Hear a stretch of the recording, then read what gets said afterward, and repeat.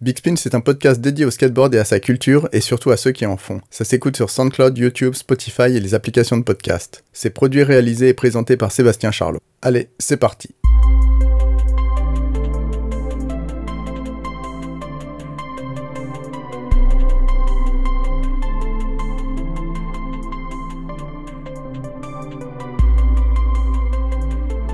Aujourd'hui dans Big Spin, on est avec un vidéaste dont vous avez certainement entendu le nom, que vous avez probablement croisé, et qui est néanmoins resté hors des radars médiatiques. Il vient d'un lointain est de la France, habite à Barcelone, évolue entre le skateboard et la musique, avec 3 motivations qui ne l'ont jamais quitté, la vidéo, la camaraderie et la passion.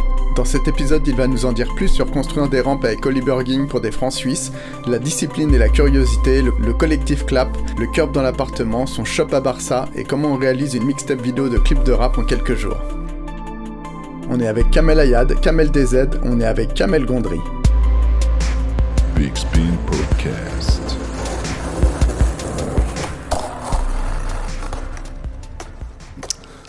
Donc bonjour Kamel. Bonjour Seb. Donc Kamel Gondry, ça fait des années que j'entends ce nom et ce prénom dans l'univers du skate. On s'est jamais rencontrés, c'est peut-être croisé, je t'ai peut-être déjà vu. Croisé, ouais, mais j'ai pas de... Moi, ton nom, je l'ai entendu 10 000 fois, ouais, je l'ai lu, je l'ai vu, je l'ai entendu. Et j'ai toujours été étonné de... Voilà, je t'ai vu dans les vidéos et tout, j'ai un peu suivi Clap, était beaucoup plus grand que ce qu'on peut imaginer. Ouais, 2 mètres, 100 kilos.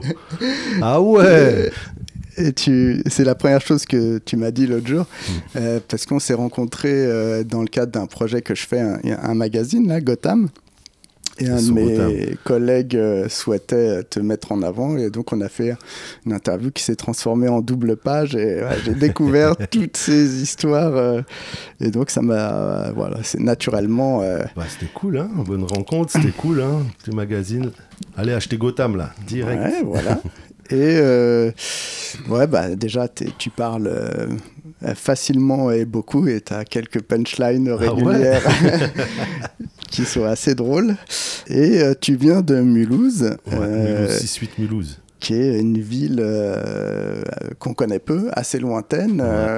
Donc, déjà, si tu peux présenter Mulhouse. Mulhouse, des hivers moches, des étés horribles. 6-8, l'Alsace. 20 minutes de Basel en Suisse, 20 minutes de Fribourg en Allemagne. Du coup, c'est une ville frontalière.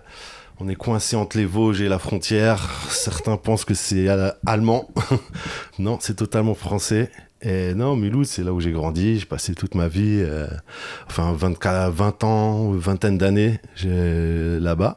Ma famille y habite encore. J'y vais de temps en temps. Mais ouais, c'est vraiment mon centre de formation, quoi. C'est là où tout a commencé, quoi. Et il y a cette phrase qui est reprise dans le magazine, et qui était dans le magazine, et tu me dis qu'elle a été reprise là dans un podcast, c'est comme Mulhouse, c'est comme Paris, mais t'enlèves au moins 10 ans. Ouais, c'est en référence à la phrase de Booba, là, quand il dit Paris c'est comme les States, mais t'enlèves au moins 10 ans. Un truc comme ça que je crois qu'il dit. Et Mulhouse c'était ça, quoi, parce on est vraiment coupé un peu. Du coup, c'est un peu l'autarcie. Pour choper du contenu, à l'époque, pour choper une board, par exemple, fallait aller en Allemagne ou en Suisse pour choper du plateau. Pour la musique, fallait qu'un pote, tu vas à Paris, ben vas-y, je te donne des sous, tu vas à Virgin me ramener l'album de Snoop Dogg ou je sais pas quoi. Et c'était ça un peu, quoi, vu qu'on est vraiment écarté de tout. Et il y a pas, maintenant ça a beaucoup évolué.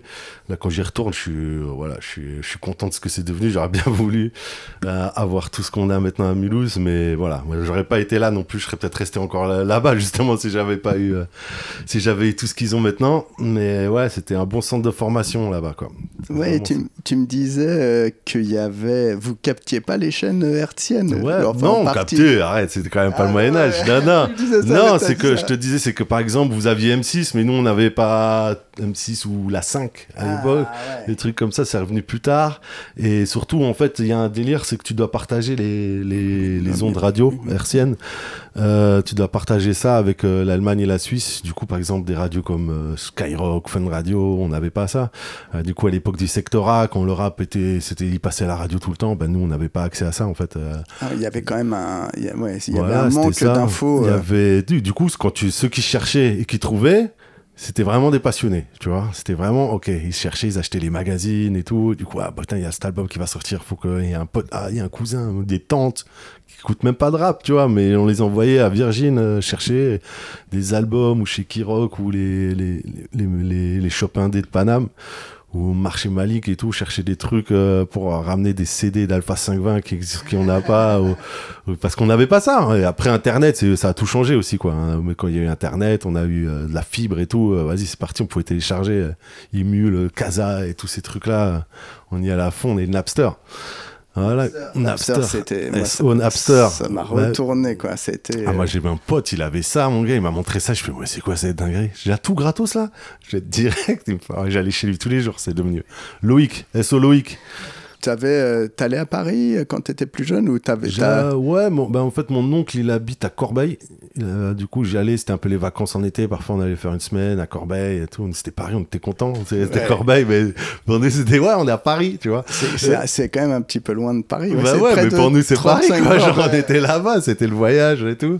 On allait là-bas et on faisait toujours une petite journée dans Paris. On se baladait, voilà, vite fait, une petite journée dans Paris. On allait en RER et tout avec ma mère, ma tante, mes cousins. C'était la petite promenade, mais ouais, j'allais à Paris, mais c'était petit, quoi. Tout petit, c'était un peu parce qu'on est très famille, du coup on allait voir les cousins, les oncles. C'était le truc cool. Et donc, comment tu découvres le skate et que ça rentre dans ton quotidien et dans ta passion? C'est compliqué, c'est long, parce qu'il y a la première fois que je tombe sur un skate, c'est l'anniversaire d'un pote, je crois qu'on a 6-7 ans. Il fait la descente de son garage et il s'ouvre le crâne. Et on appelle les pompiers. On a 7 ans et sa mère était pas là, tu vois. Et du coup, première expérience skate, et ambulance. C'était ça. La première fois que je voyais une ambulance. Et t'as 7 ans, t'appelles et tout. T'appelles t'appelles le SAMU. Ton pote, son anniversaire, il s'est ouvert le crâne en descendant sur un skate. Et du coup, ma mère a dit, ouais, je veux pas que tu fais pas de skate. C'est nul, c'est dangereux. Et du coup, j'ai pas fait de skate du tout.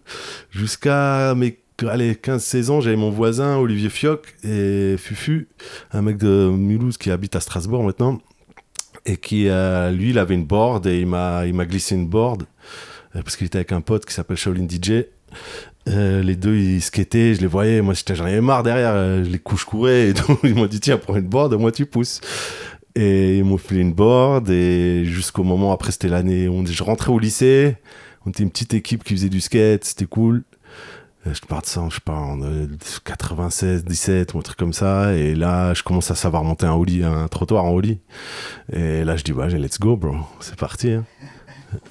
Et tu te souviens les vidéos qu'il y avait à cette époque-là j'imagine que c'est les premiers trucs. Je sais pas le nom de cette vidéo. Surtout les vidéos. Ouais. Cette vidéo que je m'en souviens plus. Mais je crois que c'était Greeting from Europe ou un truc comme ça. Une 411 spéciale. Je sais pas ce que c'était, mais c'était que des Européens.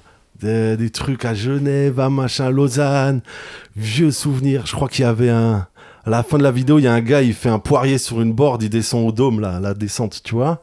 Le Troca, peut-être. Ouais, le Troca, il te fait une descente, celle-là, où il y a un wheeling de ouf de Stéphane Larence aussi, qui dure longtemps, dans un parking. Je crois que c'est ma premier souvenir, je crois, ça, de vidéo. Et une autre, la Zéro, là, quand il fait son leap of faith, là, qui casse sa board. Ouais, c'est celle-là, je crois que c'est les premières fois que je vois des vidéos de skate. C'est ça, quoi. Je crois que c'est les premières vidéos que je vois. Et après, comment ça s'enchaîne et tu rentres plus... tu me disais que vous étiez aussi connecté à la Suisse, l'Allemagne, ça arrive. En fait, il y avait un skatepark couvert là-bas. Et à l'époque, je crois qu'il y avait même les bureaux d'IS, Ethnies et tout ça. Oui, c'est ça, à Bâle. Ouais. À Bâle. Et du coup, c'était une ville très skate, très graffiti, tout ça. Et nous, on peut y aller en train. En 20 minutes, tu y allais. Et ils avaient un skatepark couvert. Nous, il pleut beaucoup, tu vois. Du coup, un skatepark couvert, c'était incroyable. Et tu pouvais passer... Je m'en souviens, il y avait le père d'un pote. Il nous emmenait là-bas. Il nous lâchait le matin. On skatait un peu de street dans la ville. Et après midi, avec notre sandwich, on allait skater dans le parc couvert. Et on voyait des mecs trop forts, trop chauds. Il skatait, il s'arrêtait pas, il skatait vite, sa mère. Le souvenir, c'est qu'il skatait vite. Bon, full speed. Moi, c'est pour ça que je kiffais là. Je dis, oh, putain, c'est ça, faut skater. Quand faut skater vite. Tu vois, c'est ça qui est joli, tu vois, c'est ça.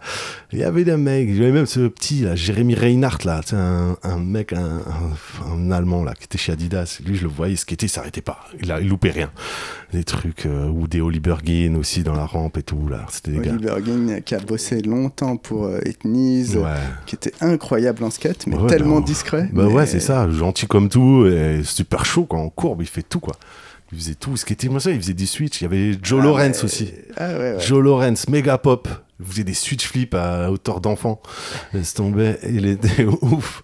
Je m'en souviens de lui. Et la légende dit qu'il avait un pied plus grand que l'autre, c'est pour ça qu'il sautait plus haut. Ouais, un truc comme ça. Une jambe. Ouais, il courte. avait un truc, c'est pour ça qu'il sautait super. Je sais pas si une légende, si c'était vrai, mais c'était la légende disait que ce mec. Faites pas ça, les enfants. Ne vous coupez pas un morceau de jambe. Tu me disais aussi que c'est à ce moment-là où tu découvres le rap. Enfin, t'as été... Non, le rap, c'était venu beaucoup avant. Hein. Moi, j'ai souvenir d'écouter du rap. J'ai 10 ans. Mon grand frère, là, mon cousin, Karim, il me faisait... Lui, il était à fond dans le rap. Il était très Prince et tout ça. Déjà, il s'était pris les Michael Jackson, les Prince. Et il écoutait beaucoup de musique. Et lui, je crois, le premier truc de rap que j'entends, je crois que c'est j'appuie sur la gâchette de NTM ou en rap français, hein, je parle. Ça ou Ministère Hammer, un truc comme ça. C'était ça. Lui, il écoutait ça. Ma sœur, elle écoutait du R&B à fond ou du Snoop Dogg et tout. Et moi, j'ai entendu ça. Et du coup, j'ai grandi ça. Et c'était un peu le truc. On n'était pas beaucoup à écouter du rap. Je te parle ça. J'étais en 5e, je crois, ou même CM2 ou un truc comme ça. Et on parlait de rap avec mon pote Shaolin DJ qui, lui, nous a mis dans le skate. C'était lui qui savait faire le ollie au début. C'est le premier. Il savait faire ollie. Et en fait, parce que nous, au début, les ollies, on savait pas qu'on mettait notre pied sur le tail et le nose. Et on tapait pour sauter. Et un jour, ce mec, vous faites n'importe quoi, mets ton pied là, tu vas sauter. Et, ah ouais, merde. Et tout, du coup, c'était marrant quand on savait pas faire des ollies. Comment tu commences à voyager ou peut-être même la vidéo avant qu'elle arrive. Moi, la vidéo, c'était... Moi, quand j'ai commencé le skate, c'était direct. J'avais un pote, un voisin qui avait un appareil photo numérique. Et du coup, moi, j'ai adoré ça. J'ai dit, il m'en faut un aussi, tu vois. Et du coup, j'ai réussi à m'en procurer un. Et après, dès qu'on partait en session, je prenais des photos avec cet appareil photo numérique, des sessions skate. On les chouchoutait tout le temps. Et je sais pas si tu connais ce film Retour vers le futur. Tu vois la caméra qu'il a, Marty McFly, une vieille caméra un peu bordeaux comme ça, noire. Quand il filme pour qu'elle va partir la première fois. C'est ma première caméra de skate, mec. Elle était énorme, mon gars. C'est un ghetto blaster, le truc. Et on pouvait filmer 20 minutes, je crois. La batterie, mais c'est ma première caméra. Et c'est VHS ou... C'est ça, VHS, là, l'ancienne. Et du coup, c'est ça ma première fois que je fais de la vidéo, en fait. C'est avec ça, cette caméra. Et on filmait les sessions skate avec les potes. Ma première vidéo, je crois, ça s'appelait Steakboard in Mulhouse. Elle est montée. En fait, on faisait play sur le caméscope et après t'as une latence et t'appuies sur le caméscope, t'appuies sur rec et rec sur la cassette, tu vois. Et c'est comme ça, mes montages, je les faisais comme ça, en fait, tu vois. C'est ma première version de mes vidéos que je faisais, quoi. C'était une vidéo de skate, quoi. Ouais, c'est vraiment la bidouille. Ouais, la bidouille, il n'y avait pas de moyen, il n'y avait pas d'ordinateur, je savais même pas qu'on pouvait... Je sais pas, pour moi, en plus, je l'ai trouvé tout seul, ce truc, je pensais que c'est comme ça. Et après, on m'a dit, ouais, c'est une technique et tout. Je dis, bah, c'est cool, je remets. Voilà. Au final, on a réussi à faire cette petite vidéo il y avait tout le monde. Mon projet que j'avais fait cette vidéo, je voulais mettre tous les skateurs que je voyais, je les mettais. Ils devaient tous, j'ai mis un trick de tout le monde dedans, tu vois. C'était communautaire. Ouais. C'est toujours un peu comme ça dans mon travail. J'aime bien rassembler. T'as ce truc-là, ouais, voilà, il y a beaucoup de gens, beaucoup de bordel, beaucoup de références. T'avais déjà des références? T'étais déjà dans les films ou peut-être? Moi, je matais beaucoup de cassettes quand j'étais petit, beaucoup de films. Mon père, il avait des VHS, il enregistrait tout, tu vois, et sur Canal+, et j'avais maté beaucoup de films. Et on avait un vidéoclub à côté. Mon père, on avait un deal avec lui. Je pouvais choper des cassettes là-bas quand je voulais. Et du coup, je matais beaucoup la télé, beaucoup de films. Du coup, c'était ça vraiment. Mais après, j'ai fait des options cinéma au lycée et tout ça. Mais j'ai beaucoup de films, beaucoup d'influence et les vidéos de skate, quoi. Beaucoup influencés par ça, quoi. 411, Transworld.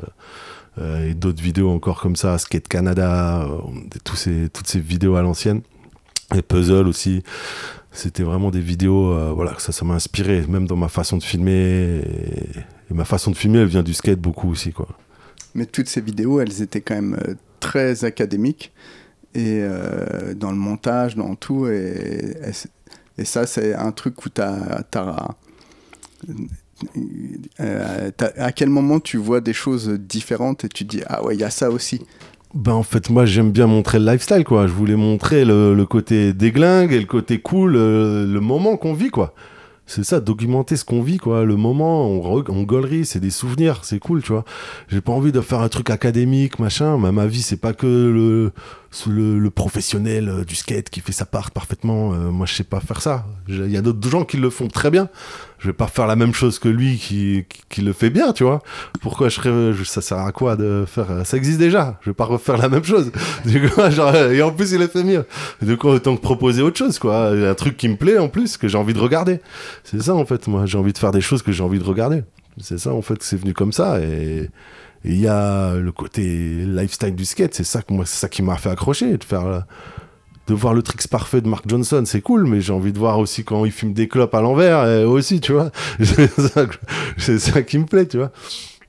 Ouais, il y a un côté, après, c'est pas péjoratif, mais dans la vidéo clap, là, on en parlera un peu plus peut-être.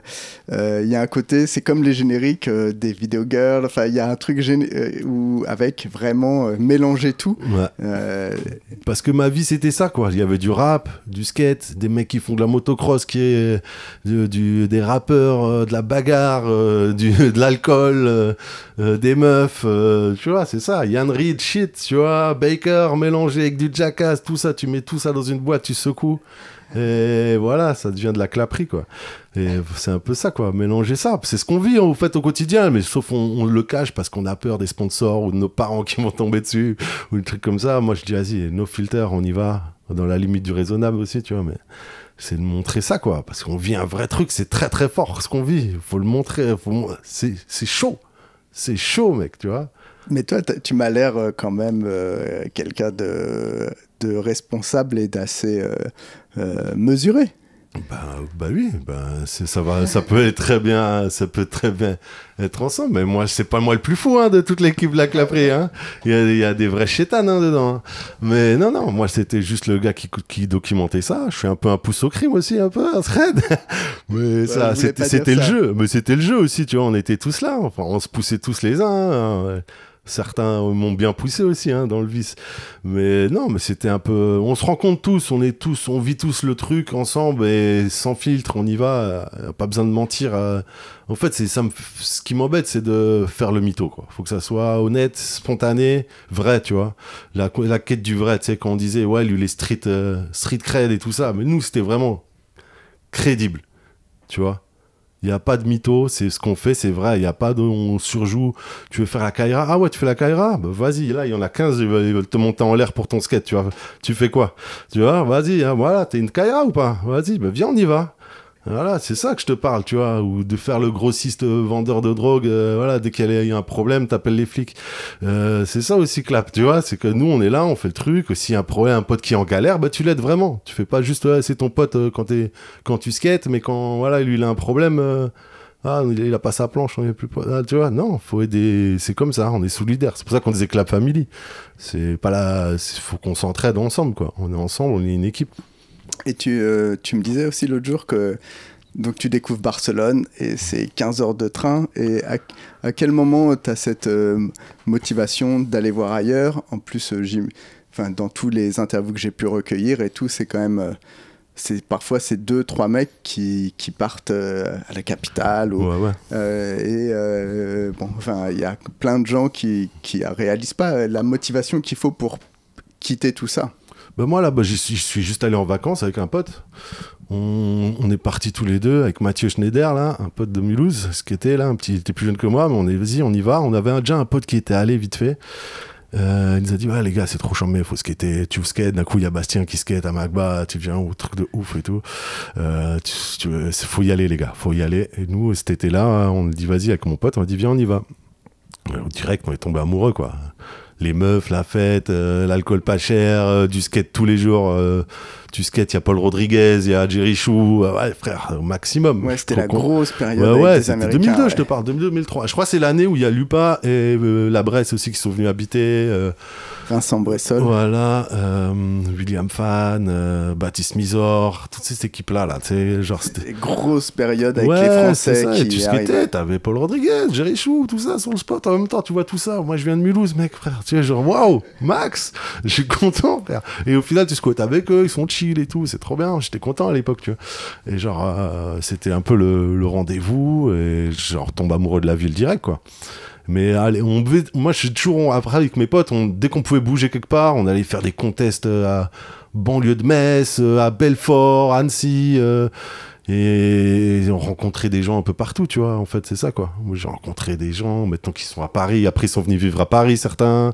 On se revoit, j'habite à Paris, on se recapte. À Barcelone, on se recaptait là-bas. Le skate, ça me faisait beaucoup bouger, quoi. J'ai skaté à Lyon, j'ai skaté à Montpellier. Dès qu'on pouvait bouger, on bougeait, quoi. On allait à Paris faire des tours, des trucs comme ça. Où on prenait la voiture, on dormait dans la voiture et on skatait, quoi. C'était ça un peu le truc, quoi. Et moi, je filmais, je prenais des photos à chaque fois. Et je skatais aussi, quoi. Voilà. Mais par contre, t'étais pas du tout dans les arcanes des médias, par exemple, ou tu vois, t'avais pas moyen de... J'étais pas... Les médias, ils sont à Paris, tu vois. Du coup, c'était pas à Paris. C'était pas diffusé. Tu faisais ça... Je diffusais sur Clapshop, sur mon site, quoi, en fait. Je diffusais ça à l'époque, déjà, quand on faisait des vidéos. Il y avait des Demolition, des YouTube. J'étais première vidéo dès que c'est ouvert, je crois, YouTube. Quelques mois après, on avait déjà posté des vidéos. Ou... Je crois que c'est 2004. Ouais, YouTube. Sur MySpace, on postait. Dailymotion aussi. Ouais, c'est ça, je crois, à cette période. Et on commençait, il y a des plateformes, tu peux poster. Après, t'avais des Real Players, machin. Il fallait télécharger la vidéo ou tu te l'envoyais sur MSN, des trucs comme ça. Mais c'était un peu ça, quoi. On documentait notre shit et on le faisait, quoi. Genre, après, tu pouvais le graver aussi, envoyer ta vidéo gravée à un pote. Mais ouais, on skatait, on voulait faire nos vidéos, c'était cool, tu vois. Et bouger d'endroit en endroit et filmer, faire des rencontres, c'était ça qui est cool, quoi. T'avais déjà un attrait pour la technologie. Ouais, carrément. Ouais, j'ai toujours kiffé un peu, pas geekos, mais j'aimais bien checker les ordis, j'aimais bien les caméras, filmer, prendre des photos, les Photoshop, Illustrator et tout ça. J'ai toujours kiffé utiliser les outils. L'ordinateur, c'est un truc, très tôt, je crois que j'ai commencé à toucher un ordi. Ouais, tu disais quand on s'était vu que t'apprenais quelque chose tous les jours. T'avais cette espèce de discipline. Ouais, fallait que tous les jours je fasse quelque chose, que je monte quelque chose, que je design quelque chose sur Photoshop, Illustrator, que je dessine. Fallait tous les jours. Je me suis mis un mindset où je crois que j'avais à cette période, je m'étais mis un truc de baiser, genre je mate plus la télé, j'allumais plus ma télé. J'ai fait ça pendant 3-4 ans. J'ai même mon téléphone, j'ai plus de téléphone. J'avais plus de téléphone et plus de télé, et j'ai dit vas-y, j'ai mon ordi, j'ai internet, et là tous les jours je dois faire un design ou monter une vidéo que j'ai filmé, faire quelque chose. Beaucoup de merde, hein, bien sûr, mais au final il y a quelques trucs qui sortaient, c'était du bon nectar que je kiffe et tout. Mais ouais, je me suis mis une discipline comme ça, je sais pas pourquoi je m'étais mis ça un moment dans ma tête, de faire ça. T'as un côté faire l'autiste hyperactif. Hein, t'as un côté, je sais pas, hyperactif, mais passionné, plus passionné qu'hyperactif, en fait, tu vois. Je suis plus amoureux, passionné, je me fais des fixettes. Je peux me faire une fixette sur, ok, ça faut que je le fasse jusqu'à la fin, tu vois, genre... T'as déjà fait un truc, genre t'es en train de taffer et tu dis, t'as envie de pisser, mais tu te retiens pour y aller, tu vois celle-là, là. Tu dis, ah non, tant que j'ai pas vu, là. Tu vois, moi j'étais comme ça, mais genre avec le sommeil, tu vois. Genre je taffais et je me suis dit, ouais, allez, je peux te... Tu tombais sur l'ordi et... Non, genre je finissais le boulot et genre je finis le boulot à 19h et après de 19h à 1h30 du matin, je me mettais en limite. Il fallait que je bosse encore, tu vois. C'était ça, quoi. Je mangeais, après, faut que tu bosses. Faut que tu te performes, faut que tu apprennes des nouveaux trucs. Parce que je savais que j'étais plein de lacunes. Il fallait que je m'améliore, en fait, c'est ça. Tu sors d'un podcast, là, tu me disais. Et la première question, c'était qu'est-ce que c'est que la passion? Ah ouais, bah voilà. Encore cette question, la fruit de la passion, Francky Vincent. Ouais, c'est ça la passion. Écoutez, Francky Vincent, fruit de la passion, c'est ça la définition. Mais non, le vrai truc, c'était la passion, c'est quand t'es animé par le truc, quoi. C'est quand tu peux passer des heures dessus, faire des rencontres, des rencontres les passions t'amènent à rencontrer d'autres gens, d'apprendre plein de choses, mais d'aller à fond sur quelque chose qui te plaît, et que même s'il n'y a pas d'argent ou quoi que ce soit, il n'y a pas de but de carrière, de quoi que ce soit, si tu le fais parce que t'as envie de le faire et tu vois rien d'autre que ça. Après, la passion, c'est dangereux, hein. Il y a des gens, ils font des crimes passionnels, il y a des gens, ils font des tueurs en série, ils sont passionnés aussi, faire attention. Mais voilà, la passion, ça peut être dévorant et il faut la dompter, c'est ça en fait, quoi. Mais moi, j'aime ça, j'aime rencontrer des gens passionnés. Avec Clap, j'ai toujours voulu faire ça en fait. Tous les gens qui sont rentrés chez Clap, c'était des gens passionnés, que des passionnés dans leur truc, dans tout ce qu'ils font, quoi. Musique, rap, fiesta, ce que tu veux, ou même rien faire, mais ils le faisaient à fond et par passion, quoi. C'est ça le plus chaud, quoi. Il y a une autre phrase que tu avais dite qui était assez marquante, c'est « Je ne vais pas mourir avec mes idées, vaut mieux le faire soi-même que jamais ». Bah oui, c'est totalement ça. Tu veux mourir avec tes idées, comment c'est l'expression ? T'es le cercueil avec plus d'idées dans ton... Normalement, c'est avec l'argent la face, mais bon, je veux dire, t'as l'idée, fais-la, quoi. De toute façon, moi, je parle à tout le monde, à chaque fois quand j'ai des projets, je leur dis, je vais le faire, de toute façon. Soit tu me suis, tu veux mettre du bif dedans ou machin pour le faire, moi, au final, je vais le faire. C'est sûr que je vais le faire. Ça va être scabreux, ça va être avec du scotch et tout ça, mais je vais le faire. C'est parce que j'ai envie de le faire et j'ai envie de le voir vivre et de le toucher de mes mains ou de le voir de mes yeux. Je veux aller jusqu'au bout. C'est le côté téméraire, bélier, algérien, je sais pas. C'est ça, mais j'ai envie d'aller au bout du truc. Quand je dis un truc, je le fais. Ça, c'est ça. Il faut que je dise un truc. Si je l'ai dit, je le fais. Et si j'ai l'idée, ben je le fais. Et quand je dis, je fais. C'est ça, en fait. Et tu me disais aussi que tu avais, dans ta période parisienne, tu t'avais bossé pour une maison de disques et ça a été vraiment le moment où ça devient très très sérieux et c'est un apprentissage hyper rigoureux. Ouais, c'est ça, hein. Ça m'a step up en termes de direction artistique parce que j'étais très fouillis, j'allais partout et ça m'a mis un peu un cadre de savoir ce qui est bien et ce qui ne l'est pas. C'est quoi les pièges dans la direction artistique, les choix qu'on peut faire. Et de travailler avec Nathalie Canguilhem, c'est elle qui m'a appris vraiment ce que c'est le métier, que ce soit la prod, l'image, le choix, l'esthétisme, la photo, tout. En fait, ça a été très formateur, mais pareil, je suis arrivé là-bas, c'est un skater qui m'a plugué là-bas, quoi. C'était au Stefanini, big up. C'est lui, il m'a dit, t'as un Canon 7D, vas-y, ben viens, on a besoin de toi. Quelqu'un qui a besoin que t'as ça, du coup j'ai filmé. Et après, il y avait Booba. Ah, il aime pas le rap, lui. Du coup, tu veux le monter? Bah, vas-y, mec, je suis payé pour monter du Booba. Je viens de Mulhouse, frère. Vas-y, let's go, bro. Moi, je suis allé direct dans le truc. Et là-bas, en travaillant là-bas, j'ai appris à développer mon art, la vidéo, et surtout de savoir que je pouvais être payé, quoi. Que je suis légitime, en fait. Je pensais que moi, non, je fais des vidéos de skate ou des petits freestyles de rap. Je suis pas légitime à faire des trucs pour des méga stars que je kiffe, en plus, tu vois.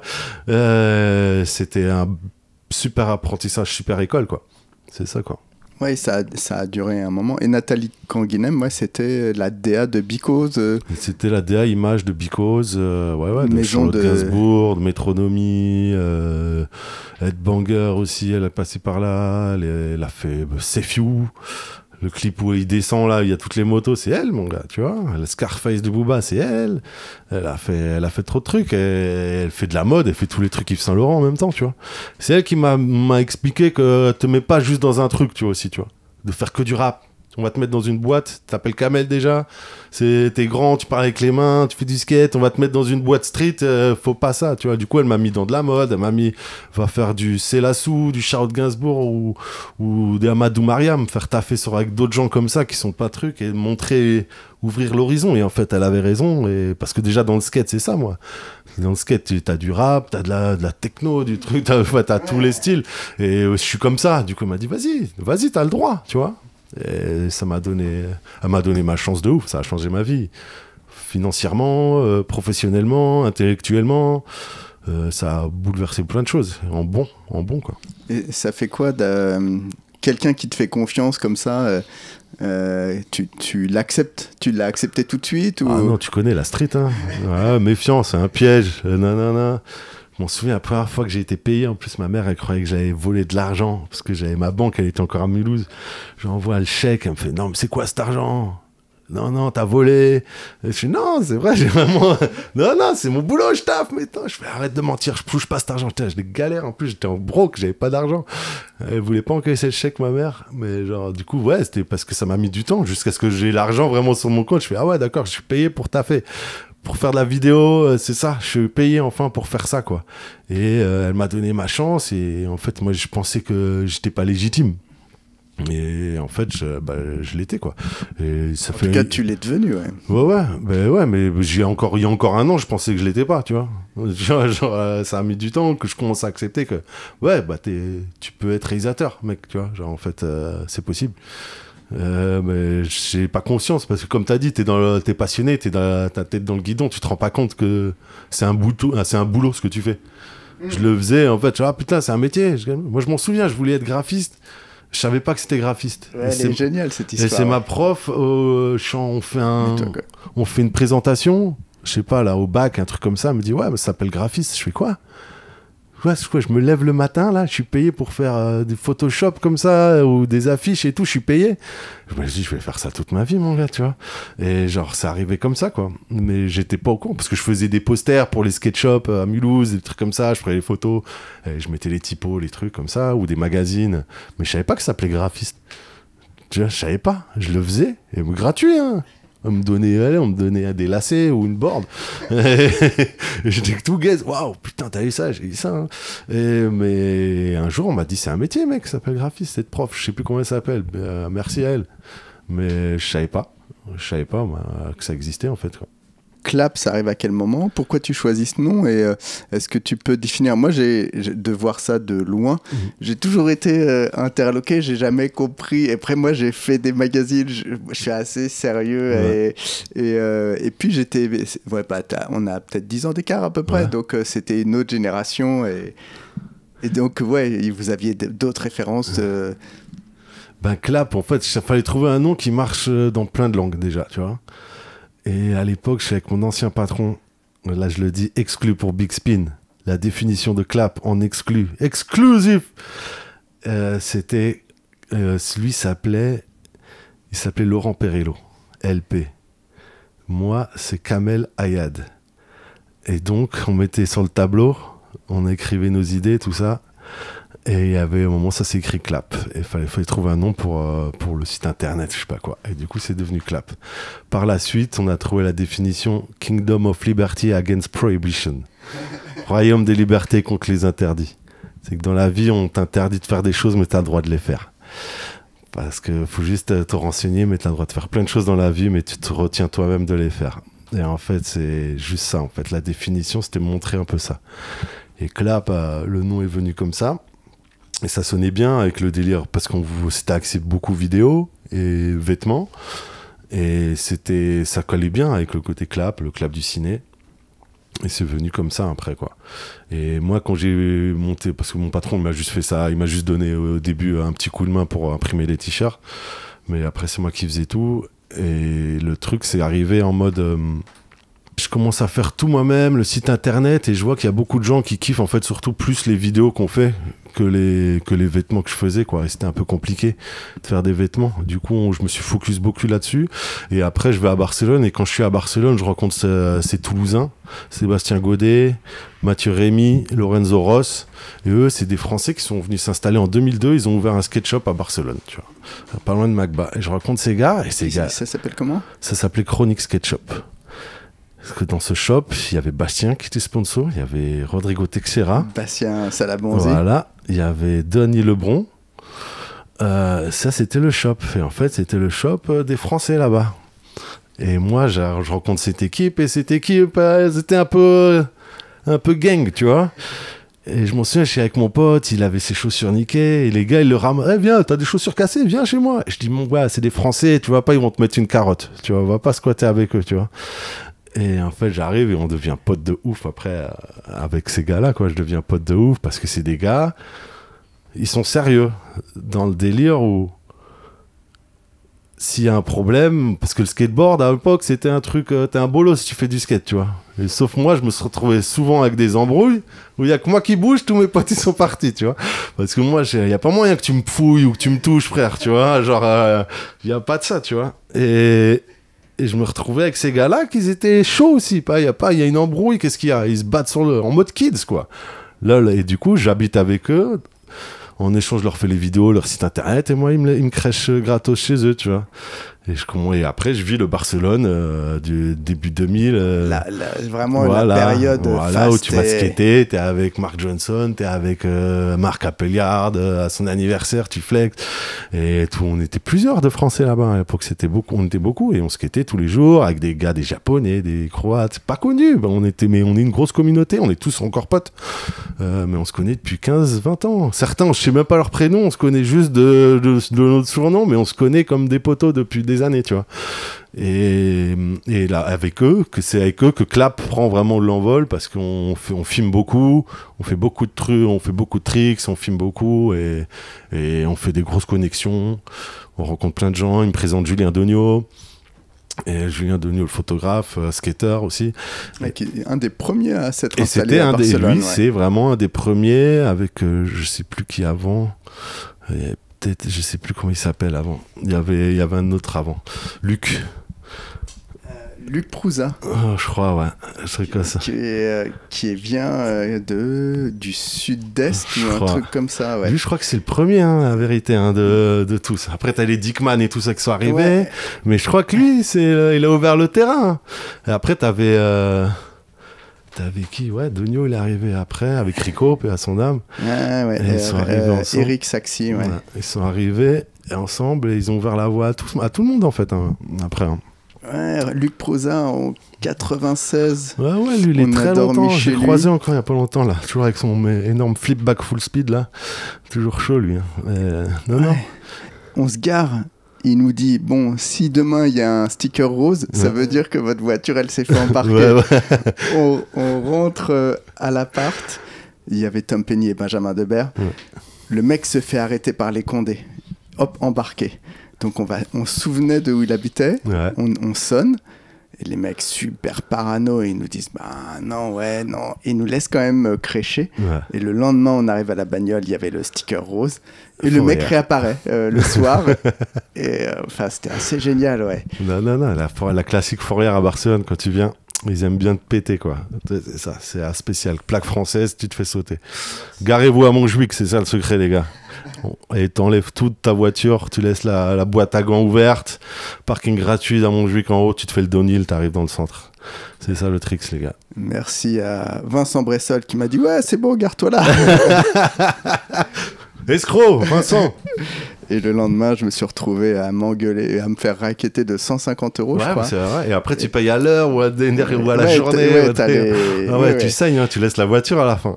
Et les mecs super agressifs, t'es français, ils en ont rien à foutre. Rien à foutre, c'est clair. Difficile, ouais. Et on a tous des histoires à Barcelone. Et c'est ce moment où tu on développe Clap et qu'on y va plus avec Clap, qu'on crée plus de contenu, on fait plus de t-shirts, on commence à essayer de vendre un peu plus et de se professionnaliser un peu, quoi, et d'être un peu, faire des collections, balancer. Et à ce même moment, je pars à Mulhouse vite fait et après je vais vivre à Paris, quoi. Et à Paris, je commence à développer beaucoup plus Clap, là, du coup. Et là, du coup, je sors beaucoup en soirée, mettre des stickers partout. Je skate à Bercy beaucoup. Ah, d'accord. Je skate beaucoup à Bercy, je fais beaucoup de connexions là-bas, avec des Abdou. Bruno, paix à son âme aussi. Bruno, Et du coup, voilà, tous les gars de Bercy. Galac. Voilà. Et du coup, je suis beaucoup avec les gars là-bas, en fait. Et je passe beaucoup de temps. Je vais prendre les piles. Vas-y. Ouais. Là, j'habite pas loin, du coup je suis là et du coup c'est un peu bizarre parce que je kiffais, j'habitais pas loin, du coup j'avais skaté beaucoup là-bas, mais c'était bizarre l'ambiance de tu skates avec un gars le lendemain et tu lui dis bonjour et te calcule tu vois, genre c'était chelou, c'est un peu wesh, c'est quoi le problème mec, tu sais, genre et on faisait il y avait des phases un peu avec certains skateurs comme ça, ou qui me disaient bonjour, parce que j'habitais à Barcelone, du coup je connaissais tout le monde. Quand il y avait Josh Kalis qui venait, il disait ouais, Kamel, ça va. Et là, les gars, ils étaient potes de nouveau. Ah ouais, ça c'est use fort. Et tout, hein, quand je suis avec les pros, bande de chacals, ils se reconnaîtront.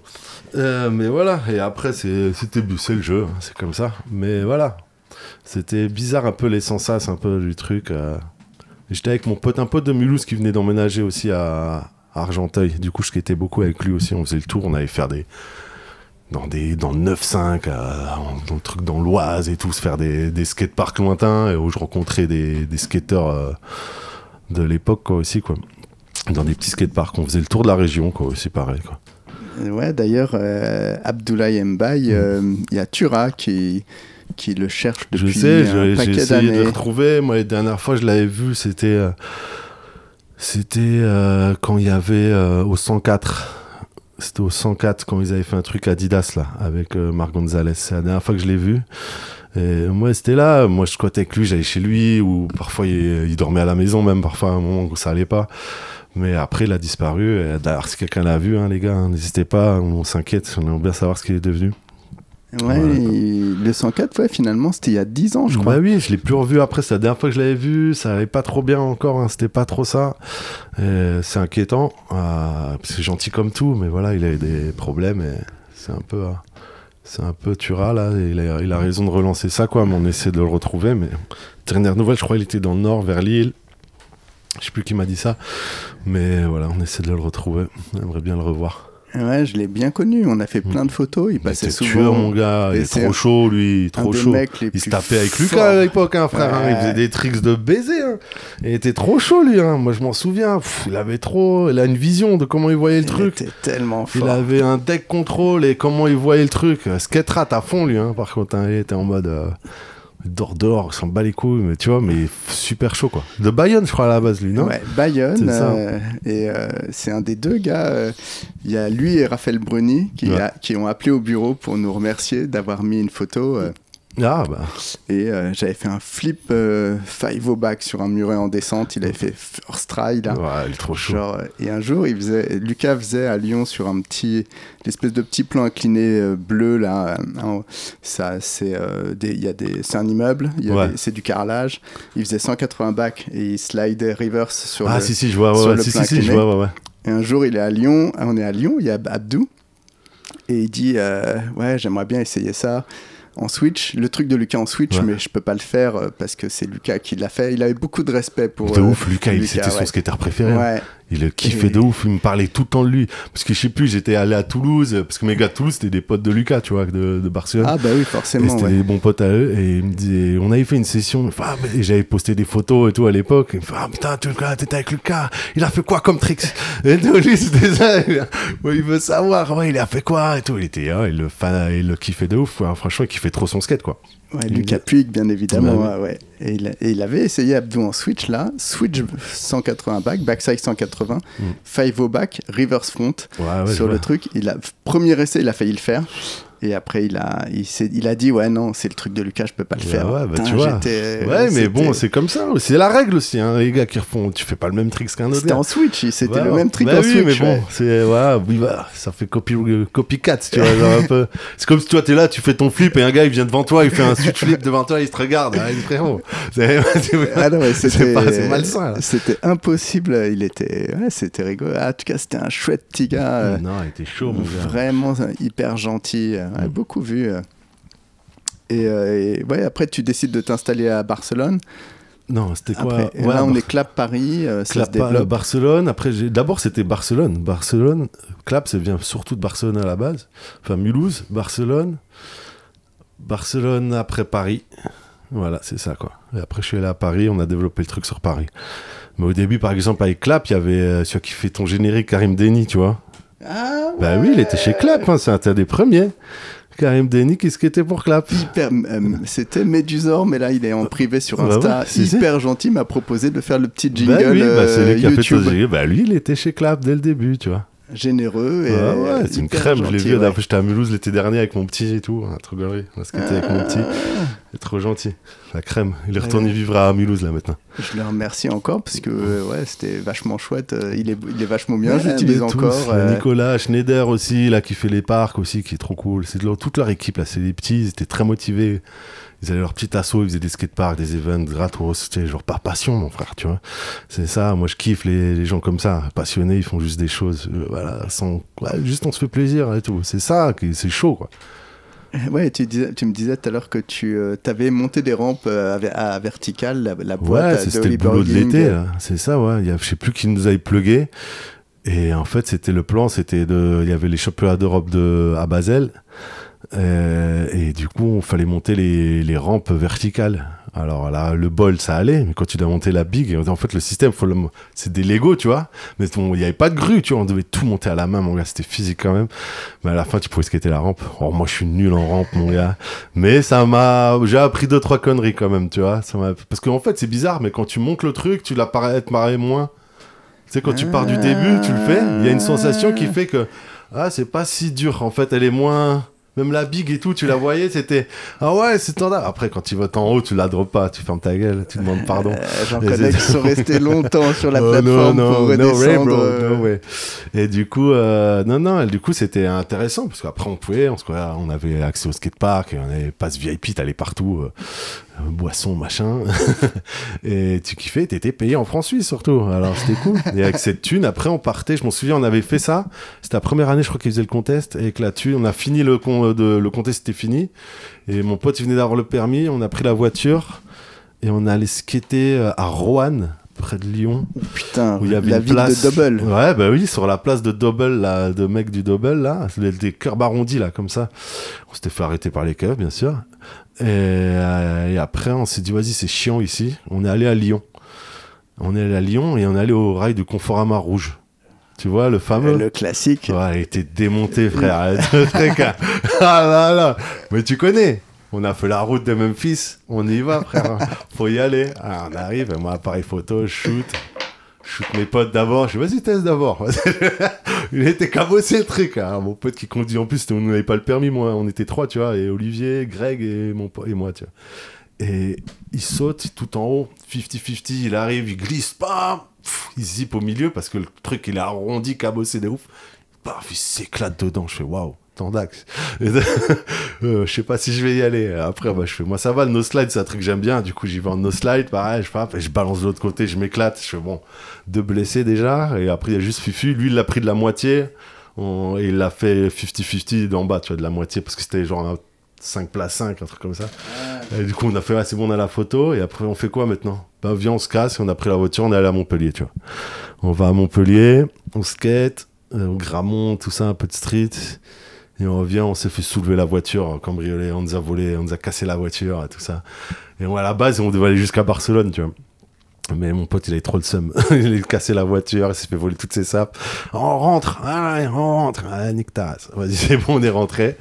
Et voilà, c'était un trip avec l'argent de ce truc de vertical, quoi. Et du coup, c'était le plan chaque été. Il fallait essayer de bosser là-bas, quoi, pour faire. Ça faisait la thune pour partir en road trip après, quoi. Et vous avez fait Montpellier-Mulhouse direct, ouais. Il avait trop le seum, le frérot. Ah, je comprends, mais bon, vas-y, on est allé pas loin de Barcelone. Mais du coup, ça a repoussé le délire Barcelone. Je suis allé plus tard en train. Pas plus mal. C'est plus tard après que t'es retourné plus régulièrement. Ouais, après, quand j'ai commencé à aller à Barcelone, j'y allais tout le temps après. J'y allais une fois par an. Fallait que j'ai ma dose, tu vois. J'ai ma dose. La dose, la mixtape. J'ai resté 1 mois, 2 mois. Dès qu'il n'y avait plus de thunes dans le pôle emploi, j'avais niqué la thune, je rentrais, quoi. C'était ça, quoi, jusqu'à la fin. Je m'en souviens de faire des retours où j'avais 20 centimes. Et je crève de soif et tout, mon gars. Je suis à Port-Bou, t'es là, t'as soif. Et il y a quelqu'un, je m'en souviens, qui m'a payé. Attends, en plus, c'était ouf. Je crois que j'ai un souvenir. Ah putain, tu vois qui c'est Tilt, le graffeur. Bah oui, Tilt. Je galère, j'ai pas mon billet de train, j'ai loupé d'un jour, j'ai plus de carte bleue, j'ai plus rien, plus de sous. Et je crois que c'est lui, il me paye le billet de train de Port-Bou pour aller. Et j'ai pas recapté tout de suite. Il me dit ouais, je graffe, machin, et tac, et je capte. Et je fais ah putain, mais c'était la 8. Et ça m'est revenu plus tard que en fait, c'est lui, il m'a payé. Parce qu'il m'a dit il galère. Ah, tu galères, c'est combien? Je sais plus, 70 balles, un truc comme ça. Il m'a payé le train. Et après, j'étais là, je crevais toujours de soif, j'avais toujours soif dans le métro. Il y a une femme qui m'a donné un paquet de BN sec, comme ça, mais c'était encore pire. Et je dis, putain, il me faut de l'eau, quoi. Il y a une femme un autre gars, il m'a donné une bouteille d'eau, du coup, j'ai pu tenir jusqu'à Mulhouse, comme ça. Et puis, c'était une bonne sale expérience, mais voilà. Rencontre au hasard encore. Hasard des rencontres, mec. Tu vois. Ouais, et plus tard, je m'en souviens on a fait un tour clap à Toulouse et on a fini dans sa maison. On va faire le truc. Ça, genre, quelque chose comme 5 ou 10 ans plus tard. je me retrouve chez lui, dans sa maison, un teuf avec Guy Doriac, je crois qu'il habitait, un truc comme ça. Possible, parce qu'il était lié au skate, il avait fait du skate tilt, et tout le monde se connaissait à Toulouse. Avec Taubert et tous ces gars-là. Et je crois que je me retrouve dans sa baraque, vous avez une rampe et tout, et je me retrouve là-bas avec putain, la boucle est bouclée encore, tu vois. Guy Doriac, c'est aussi un des premiers à être parti à Barcelone. Quand j'étais à Barcelone, j'habitais avec lui. J'étais en coloc avec ses Toulousains avec lui, quoi. J'étais avec lui, Champigui. Eh oui, on l'appelait lui. Et ce qui était pour Logo à l'époque, cette marque Logo. Ah ouais. Bruno Roulant, David Rousseau. Mais ça, Titi aussi a ce qui était pour tout Logo, je crois. Ah ouais. Il y en a un, il y a 10 000 personnes là-dedans, je crois. Ça s'est emballé un moment. C'était, il y a eu quelques histoires, classiques, quoi. Mais voilà, je sais que j'ai bientôt mon colis là, il arrive quand mon colis? Ça, je m'en souviens de conversations où il attendait son putain de colis pour skater.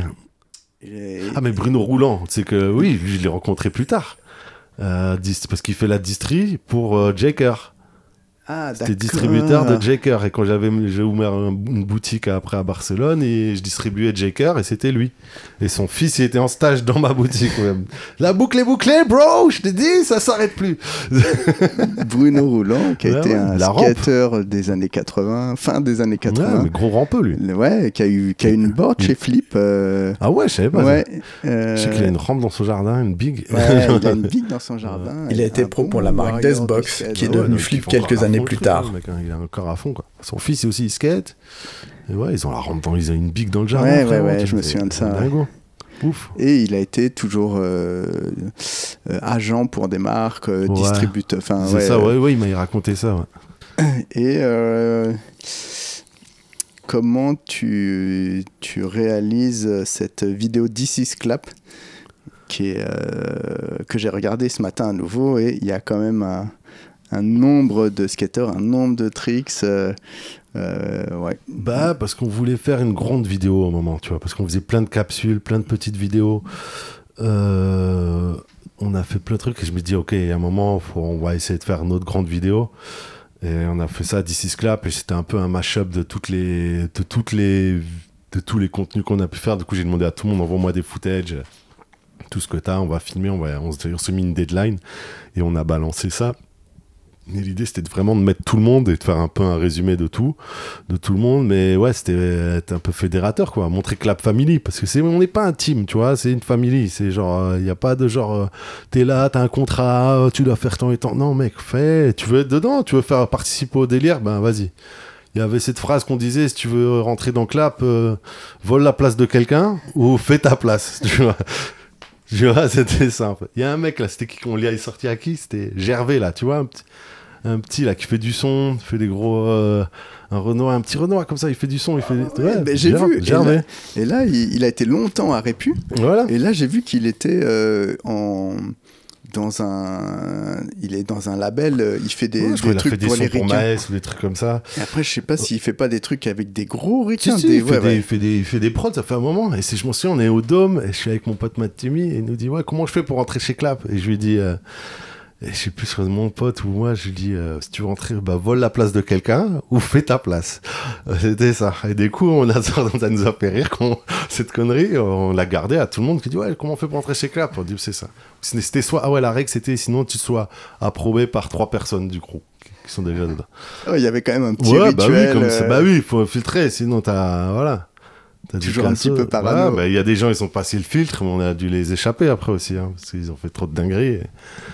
Et quand tu dis je, c'est on, et quand je dis on, c'est je chez nous, tu vois. Faut pas, si tu parles de Clap, tu parles de tout le monde, faut pas afficher tout le monde, tu vois. Il y a un délire, c'est pas, tu vas faire de la merde, on va te le dire, et on va régler les trucs, on lave notre linge en famille.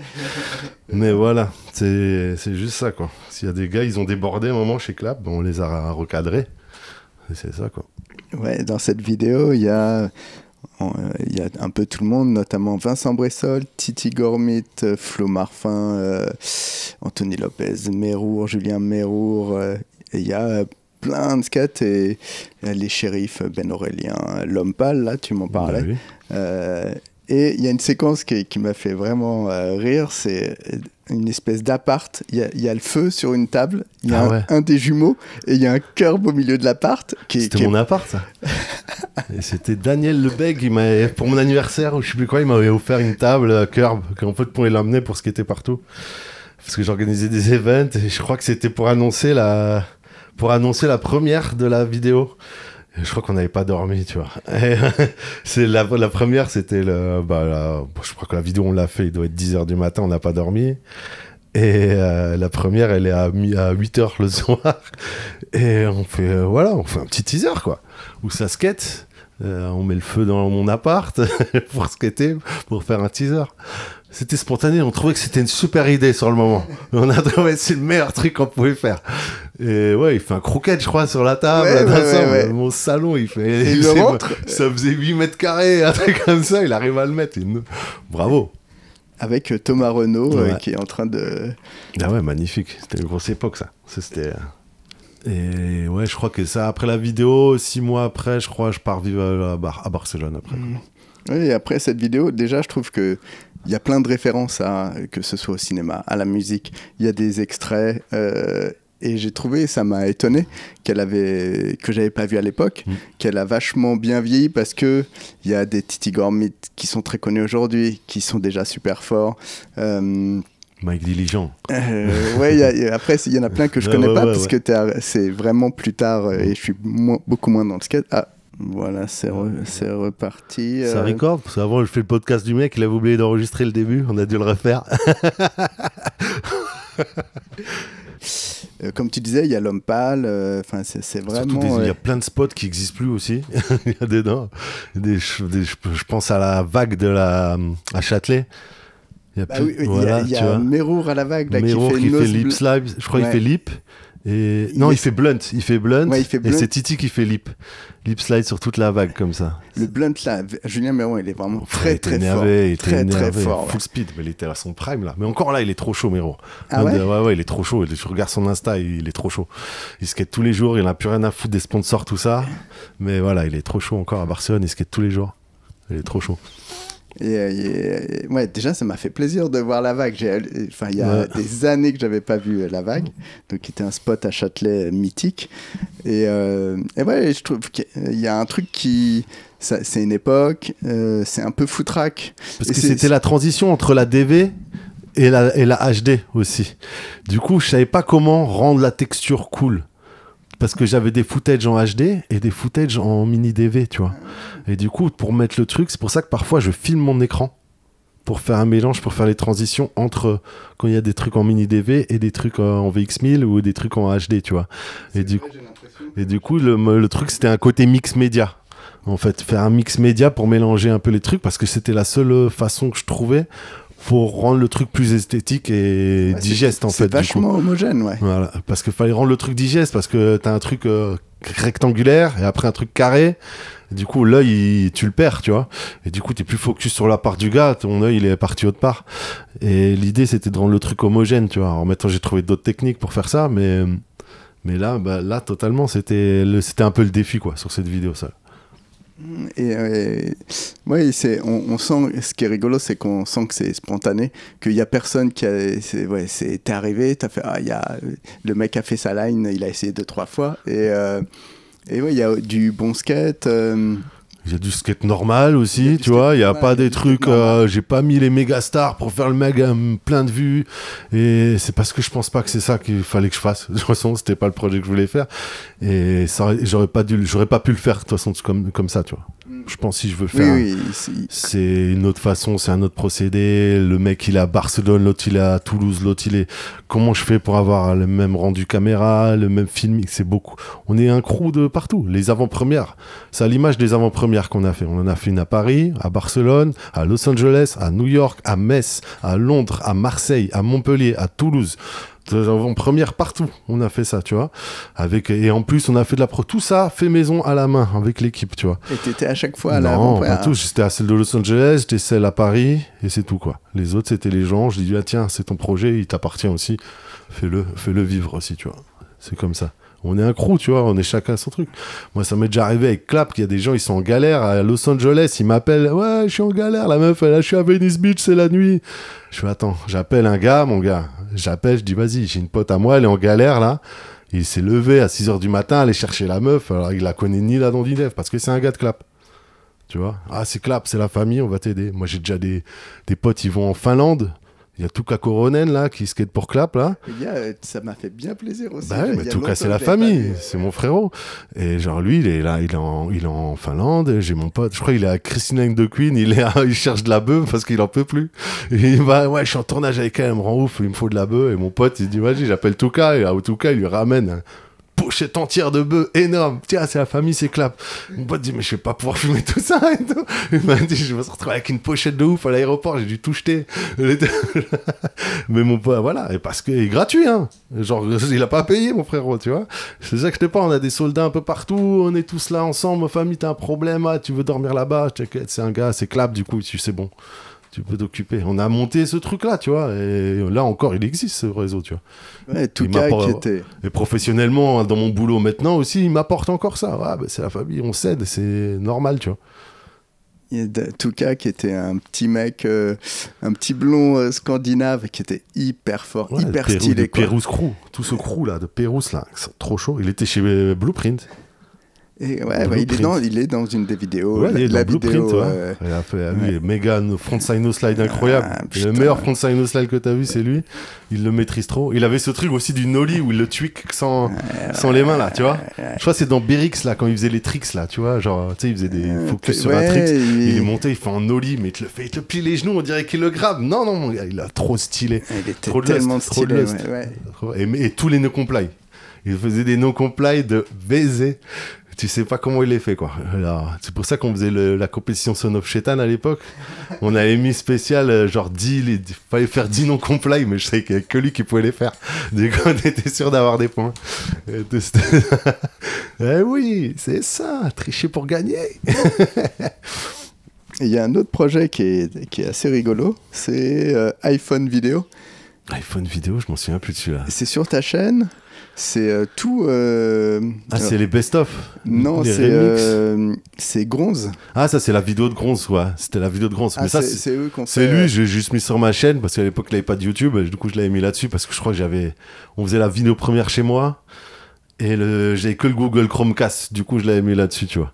Et c'était à l'époque, ouais, il filmait juste avec son iPhone, il avait mis un fisheye dessus, tu vois. Genre, il vendait à un moment les fisheyes que tu mettais sur l'iPhone. Ouais, ça existe encore, et il avait fait toute cette vidéo comme ça, full respect, Gronze. Motive, il a foutu une grosse nouvelle motive à Barcelone de se bouger de spot.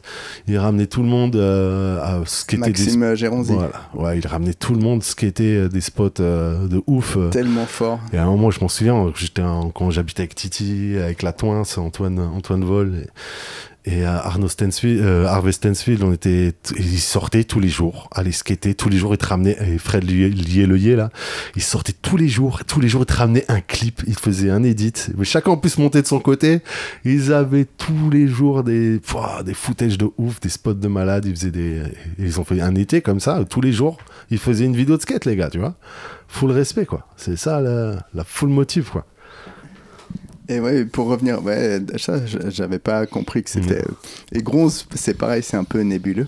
Enfin, c'est vraiment une autre génération aussi. Peut-être plus jeune que toi même. Ouais, ils sont plus jeunes que moi, mais les Gronzeurs. En fait, ce qui s'est passé, c'est qu'après, quand je suis parti de Paris, je suis parti à Barcelone et on a ouvert un magasin Clap à Barcelone, à côté de Macba. En fait, on avait notre magasin et c'était le repère. En fait, tu vois, tout le monde venait ici, ça squattait, on faisait des pop-up stores et tout ça, mais au même temps, tu venais recharger ton phone, t'allais chier dans le magasin, tu faisais ça, t'avais des chaussures en bonus de ton sponsor, tu les mettais, je les revendais.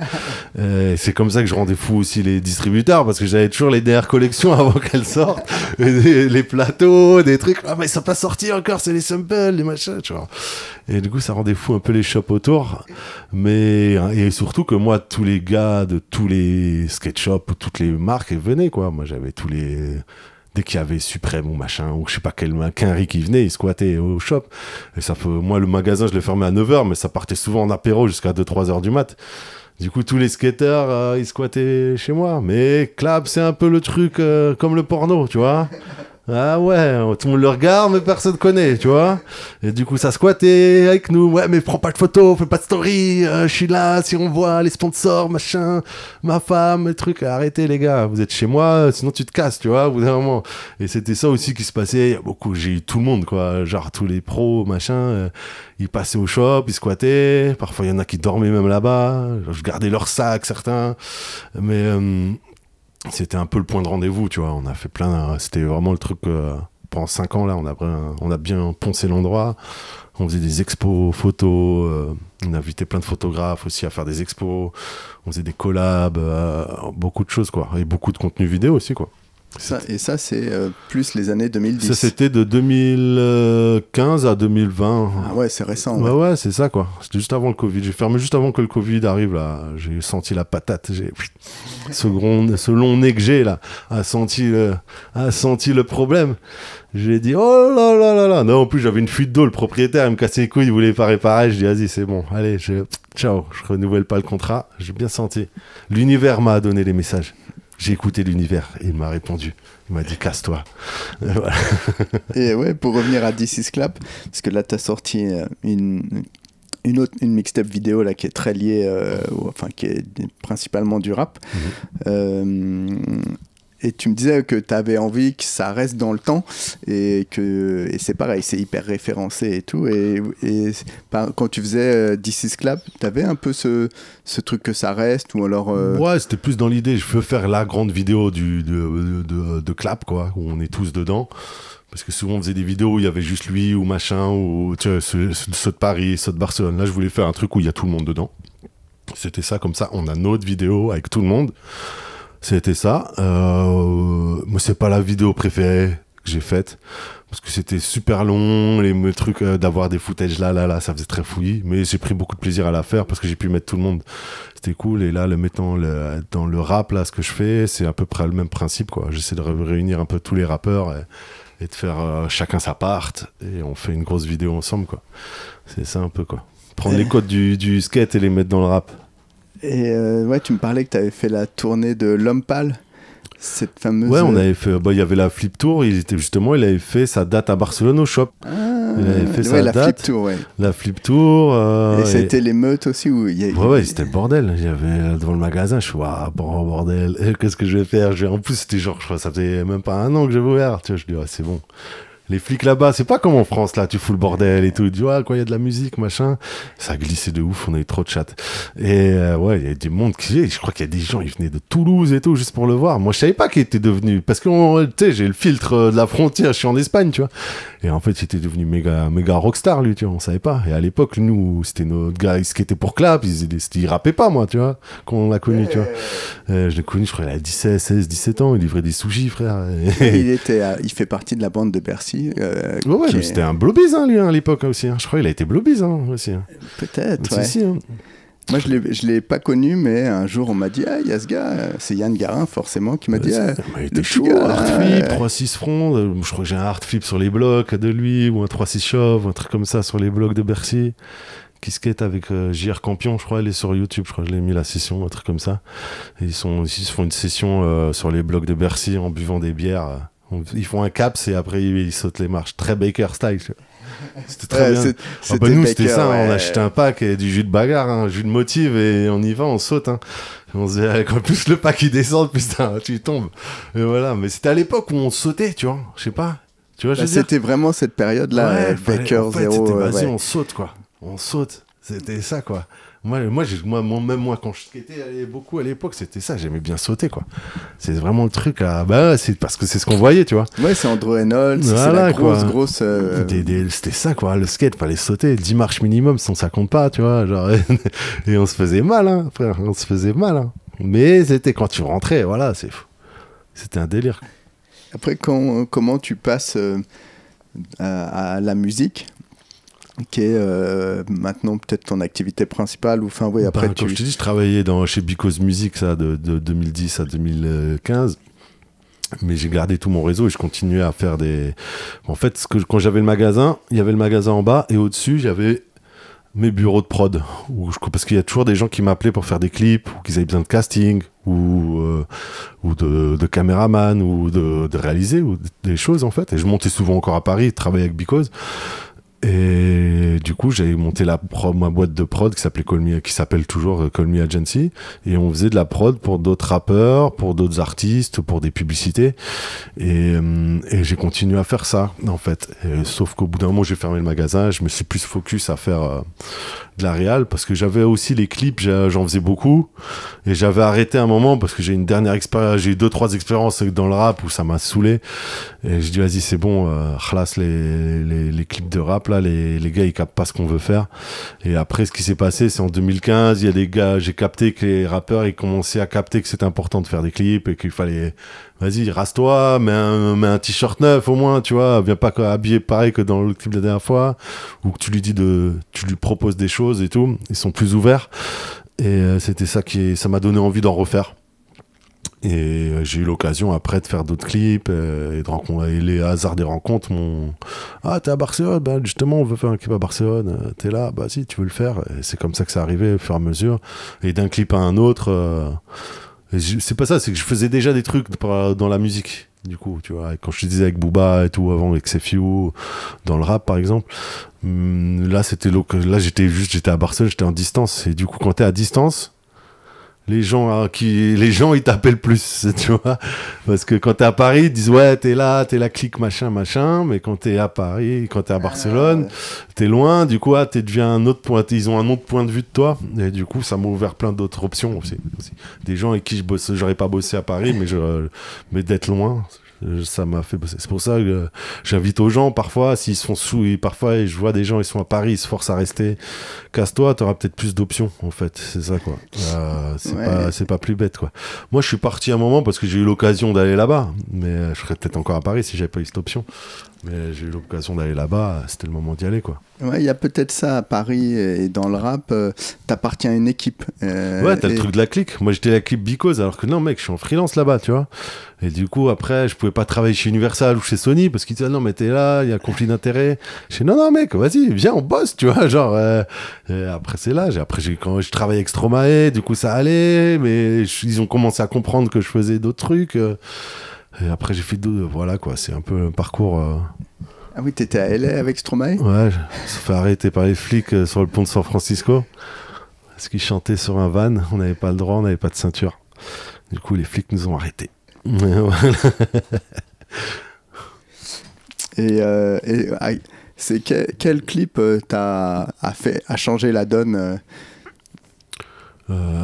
qui a changé la donne pour moi, c'est-à-dire ouais, qui fait que t'as été reconnu et qu'il y a des mecs qui ont dit ah c'est cool ce qu'il fait, sachant que même si t'as fait des trucs plus académiques, académique c'est pas le terme, mais non, c'est dans juste, t'as raison, genre Rimka Rimka du groupe de rap 113. C'est surtout Rimka quoi. Il y avait celui que j'ai fait avec Morad à Barcelone, avec Julien Degnaud d'ailleurs, qui était cadré avec moi. À ce moment-là. Était cadré avec moi, ça on l'a fait, les flics qui débarquent et tout ça, mais vu que nous on est des skateurs frère, on a l'habitude qu'il y a des flics qui viennent te casser les couilles, on filme tout, on verra, on cachera les footages, on sait faire la manip.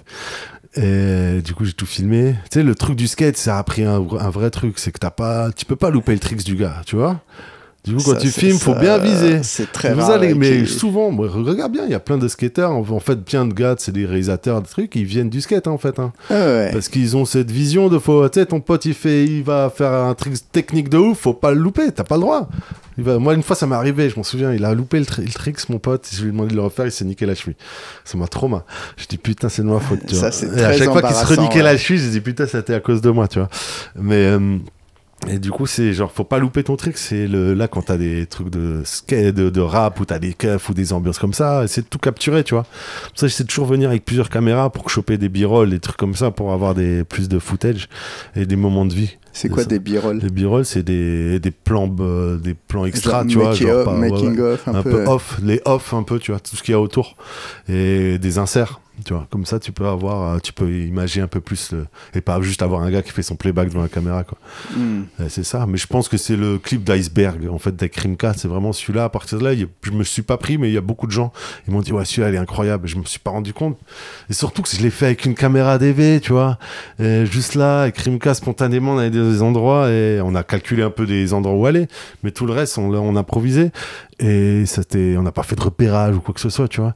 Mais c'était marrant parce que quand moi j'étais à Barcelone, je retourne à Paris et tu vois, mais il est ouf ton clip. Je vois des Alpha One, il me dit, ouais, il est énervé ton clip et tout. Et je fais, putain, j'ai pas capté que les gens ils se le sont pris. Alors que nous, on l'a fait tranquille à la cool, tu vois, avec Rimka, c'est toujours cool, tu vois. C'est toujours cool, c'est le frérot, tu vois. C'est ouf de dire ça d'ailleurs, tu vois. Moi, j'étais à Mulhouse, je l'écoutais et tout avec mes potes et je me retrouve avec lui, tu vois, en Thaïlande ou au Canada ou je sais pas où. Tu vois, il connaît ma femme, il connaît mes gosses et tout, genre c'est ouf. Et tu vois, c'est le skate, c'est tac, et je me retrouve avec une caméra de skate à filmer Rimka, tu vois. Genre, tu vois, la boucle est bouclée encore, tu vois. Ouais, c'est devenu, tu disais que c'était un peu devenu ta marque de fabrique, oui, on m'appelle pour TV, ça. Et ce truc vraiment du skate, quoi. Il y a tout le monde. C'est ça, on m'appelle pour ça. Moi, les gens, ils savent pas comment ça marche, c'est ouf parfois, tu vois. Et ouais, mais c'est quoi le grain? Non, mais c'est juste la caméra, quoi, elle est comme ça. Et non, mais après, j'ai commencé à filmer avec des caméras comme ça. Pour moi, c'est automatique. Pour moi, je pense que l'iPhone, plus tard, ça sera pareil. Les gars, ils vont être là. Avant, c'était la Super 8. Tu vois, tu te souviens les vidéos, ils mettaient toujours de la Super 8, un petit flair. Hop, on passe en VX. Parce que la VX, ça matchait bien avec la Super 8.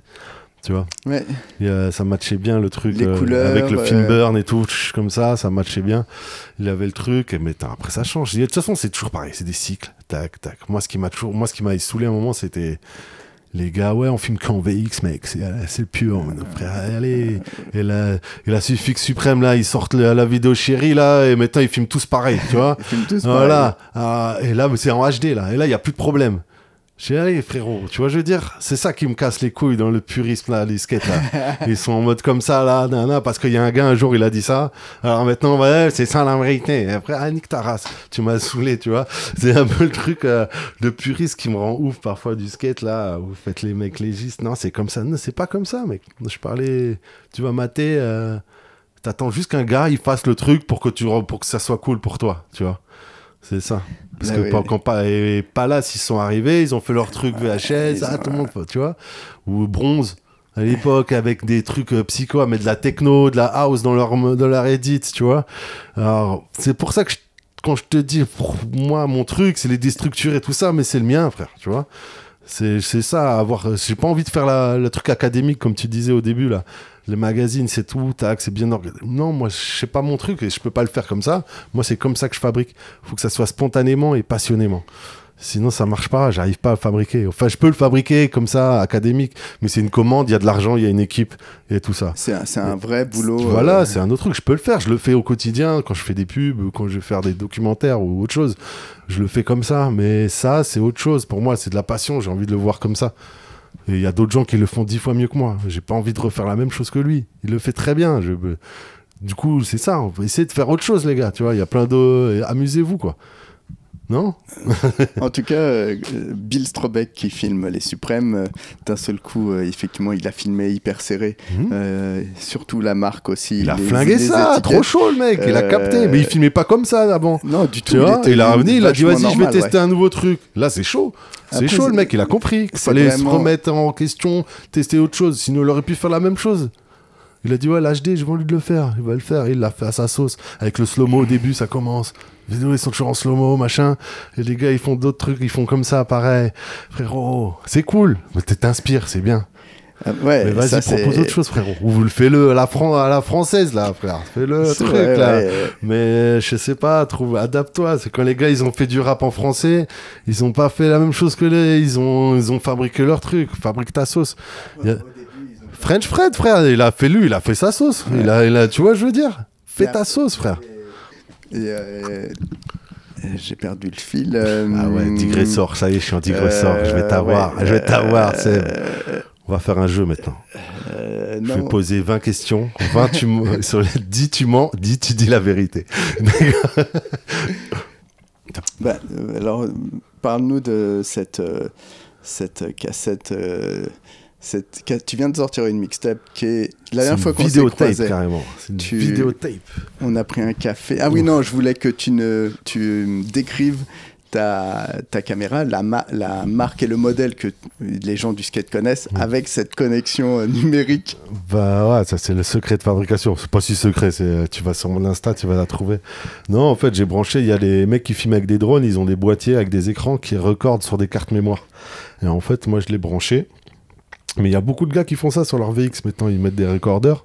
Et c'était vite d'avoir ce problème de cassette qu'on a tous maintenant, qui coûte cher, ou la cassette glitch, ou ça te nique ta caméra quand tu dérushes à chaque fois. C'est ça qui nique les caméras. Ouais, ça nique les têtes. Ça nique les têtes, ça te nique le truc.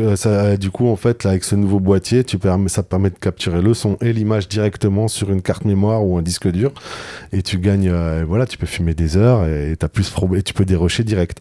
Tu vois, tu mets sur ton ordi, t'as les rushs direct. Avant, il fallait brancher, rembobiner la cassette, faire lecture, enregistrer. Et c'était en temps beaucoup réel, de cassettes. Moi, je connais. T'as dû en avoir. Hein, J'ai une boîte. Bah, tu vois, c'est ça quoi. Moi, j'attends que l'IA elle me sauve ces trucs un jour. Hein. Je les garde en espérant qu'il y a une IA qui te répare tout ça. Et je les garde juste en espérant. Elles ont pris l'humidité de ouf et tout. Alors, la technique qu'on m'a dit, si tu veux récupérer des cassettes caméra Sony, c'est les seuls qui lisent de la Canon, de la JVC ou ce que tu veux. Si t'as filmé autre chose que de la Sony, c'est le lecteur de la cassette pour capturer. Prends une caméra Sony. Ça, il lit tout type de codecs qui ont été faits à partir de cassettes. Technique, cadeau. C'est cadeau, ça. C'est un cadeau, t'entends? Ah ouais. On parlait il y a 2 semaines ou 3 semaines, ouais, on a discuté avec David Coulio et on parlait le Dave. Ah bah tu l'as vu à Barcelone. Bah oui, il a été quelques années à Barcelone. Si.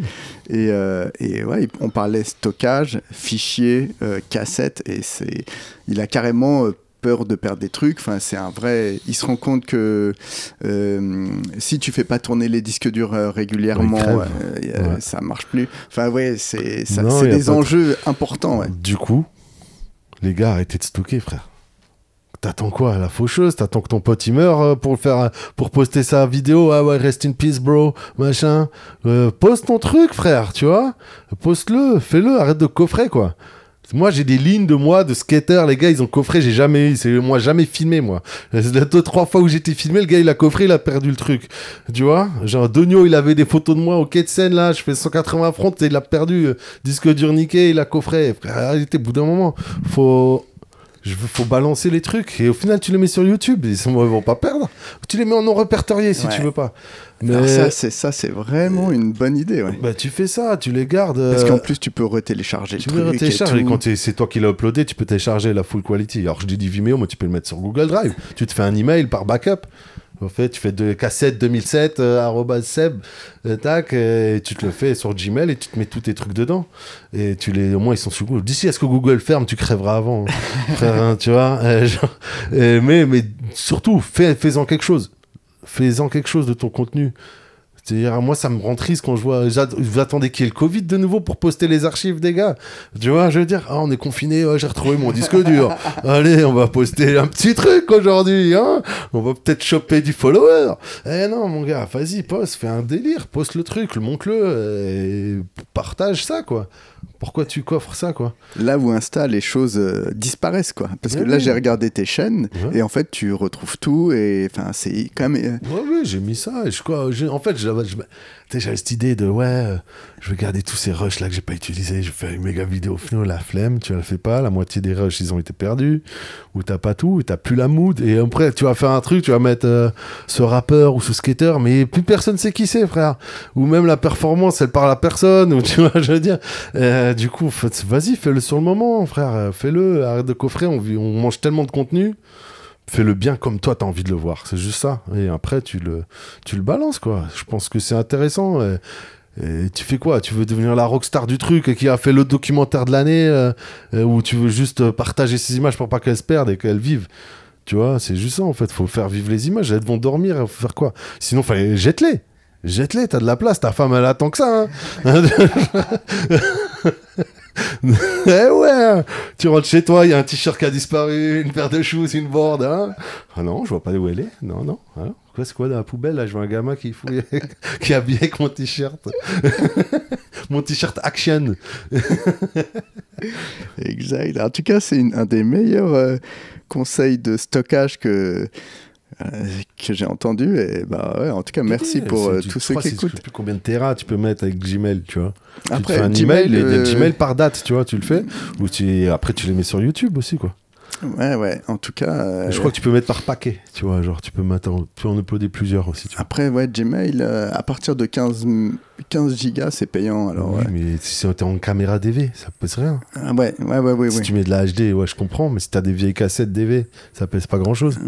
Oui, parce que c'est pas du tout la même... 720p par 576, ça pèse pas grand-chose, quoi. Genre, t'es là, tu vois, bah, si t'as 16 gigas, ça veut dire que t'as quelques heures, tu vois. Tu peux faire ça, et comme je t'ai dit, tu le fais un mail par année. Ouais, voilà, après tu fais des mails. Après, faut pas perdre ton fichier Excel où t'as tous tes trucs et tes mots de passe. Il faut les consulter, les Gmail, au bout d'un moment, ils sautent. Bah, t'as un mail référent, il te renvoie, et tu dis, allez, tu vois, on va tout effacer. Exact. Je suis là, bro, tac. Et c'est bon, quoi. Mais quel geek. La malin. Eh oui, la débrouillardise, la maîtrise. C'est Jeff Bezos. Non, c'est qui Google? Non, ouais, Google, je sais pas les noms. Ouais. Je sais plus. Il y a un Polonais et un Indien là. Ouais, un Indien, ouais. Je crois qu'il a taillé, je crois même dans lui. Il a peur, ou l'IA, ou je sais pas quoi, il a fait un truc. J'en ai marre. On va tous mourir. Ah ouais, c'est bon. Et donc, ouais, il y a cette cassette, cette mixtape avec du rap dedans. Et oui, la dernière fois quand on s'est croisés là pour faire cette petite interview, t'étais venu à Paris et t'avais un nombre de clips à tourner. C'était hyper organisé, mais c'était du délire. Et tu m'as dit là tout à l'heure, je voulais que ça sorte donc on est le 22 juin. Et t'avais promis et voilà. Et donc j'ai sorti le 22 juin. Tu sais pourquoi? Parce que le 21 juin, c'est la fête de la musique. Le lendemain, tout le monde est en gueule de bois. Et comme ça, tout le monde allait la mater le dimanche. J'avais calculé ça, je dis allez, tu te lèves, t'es malsain, t'as bien fêté ça, tu étais sur YouTube, t'as commandé ton McDo comme un gros tas, et voilà, bam, c'est un petit divertissement, et voilà, la Washington cassette, la cassette que Washington recherche. Et donc ça veut dire quoi? En fait, c'est devenu, c'est en référence, il y a le roi Enoch, il avait fait son documentaire sur Courtrajmé. Et d'un moment, il y a une séquence, il dit j'ai la cassette que Washington recherche. Et je crois que c'était après t'avoir pris le café avec toi là la dernière fois, et je suis allé tourner avec Aketo de Sniper un clip, parce qu'au final je me suis mis 15 clips, je crois, une dizaine de clips à tourner en 5 jours. Gros, déter, tout seul, machin. Du coup, j'ai fait ça, et je vais à Aketo, quand je sors la caméra, là, mon setup, il me fait, t'as la cassette que Washington recherche. Et il me dit ça à gaulerie, tu vois, parce qu'au début, je savais pas comment l'appeler, mon idée de cette vidéotape. Et le samedi, je suis au Zénith au Die Finzerbe, et je suis avec le roi Enoch, et il me dit ouais, Kamel a la cassette que Washington recherche. Et du coup, je dis bah vas-y, ça c'est venu spontanément, c'est comme ça. Et c'est comme ça que ça doit se faire, tu vois, en fait, tu vois, genre le roi, big up au roi. Moi, au début, j'étais pas trop dedans, il me faisait gaulerie vite fait. Et c'est à terme que je l'ai rencontré avec Rimka, je crois, au Canada. J'ai un pote qui s'occupe de lui un peu. Il m'a dit, je sais pas, en Cap Roger, un rappeur canadien, vous avez le clip. On se dit, ce serait marrant, c'est le roi Enoch qui vient chercher Rimka en voiture d'un coup. Et du coup, on l'a capté. Il a dit, et le roi, il voulait trop capter Rimka, tu vois. J'aurais dit, vas-y, bon, on fait la connexion, ouf, tu vois. Et après, je l'ai revu sur Aïe Finzerbe. Ouais, ça, c'est plus récent. Ça, je l'ai revu. Après, on s'est revu entre-temps. Et maintenant, on s'appelle et tout, tranquille. Et je parle avec le roi. J'ai des messages du roi, frère. Fait Kamel DZ, comment ça va? Tu as flingué ça avec ton projet Washington Cassette. Et là, de ouf, mon frère. J'ai fini le jeu. C'est bon. Non, fort. Super gentil. C'est un mec super... une crème. C'est le roi des idéologies. Mais il faut comprendre... il est intense, mais je rêverais de faire un Jean-Claude Van Damme et lui. On tous les deux ensemble comme ça. Une grosse discussion de géopolitique ensemble. Ça serait incre, tu vois, genre les deux comme ça. Et dans cette vidéo, ce qui est rigolo aussi, c'est qu'il y a des Bob Marley, des 135, ADVM, Jeune Elsie, OG Lanf, Aketo. Nusky, Dandy Wolfie, il y a vraiment, j'ai essayé de mélanger tout en fait. Ouais, parce qu'il y a des mecs qui ont à peu près 20 ans. John Elsie, il a probablement plus de 40. John Elsie qui est un ancien hyper respecté, c'est Paris, qui vient de sortir un album.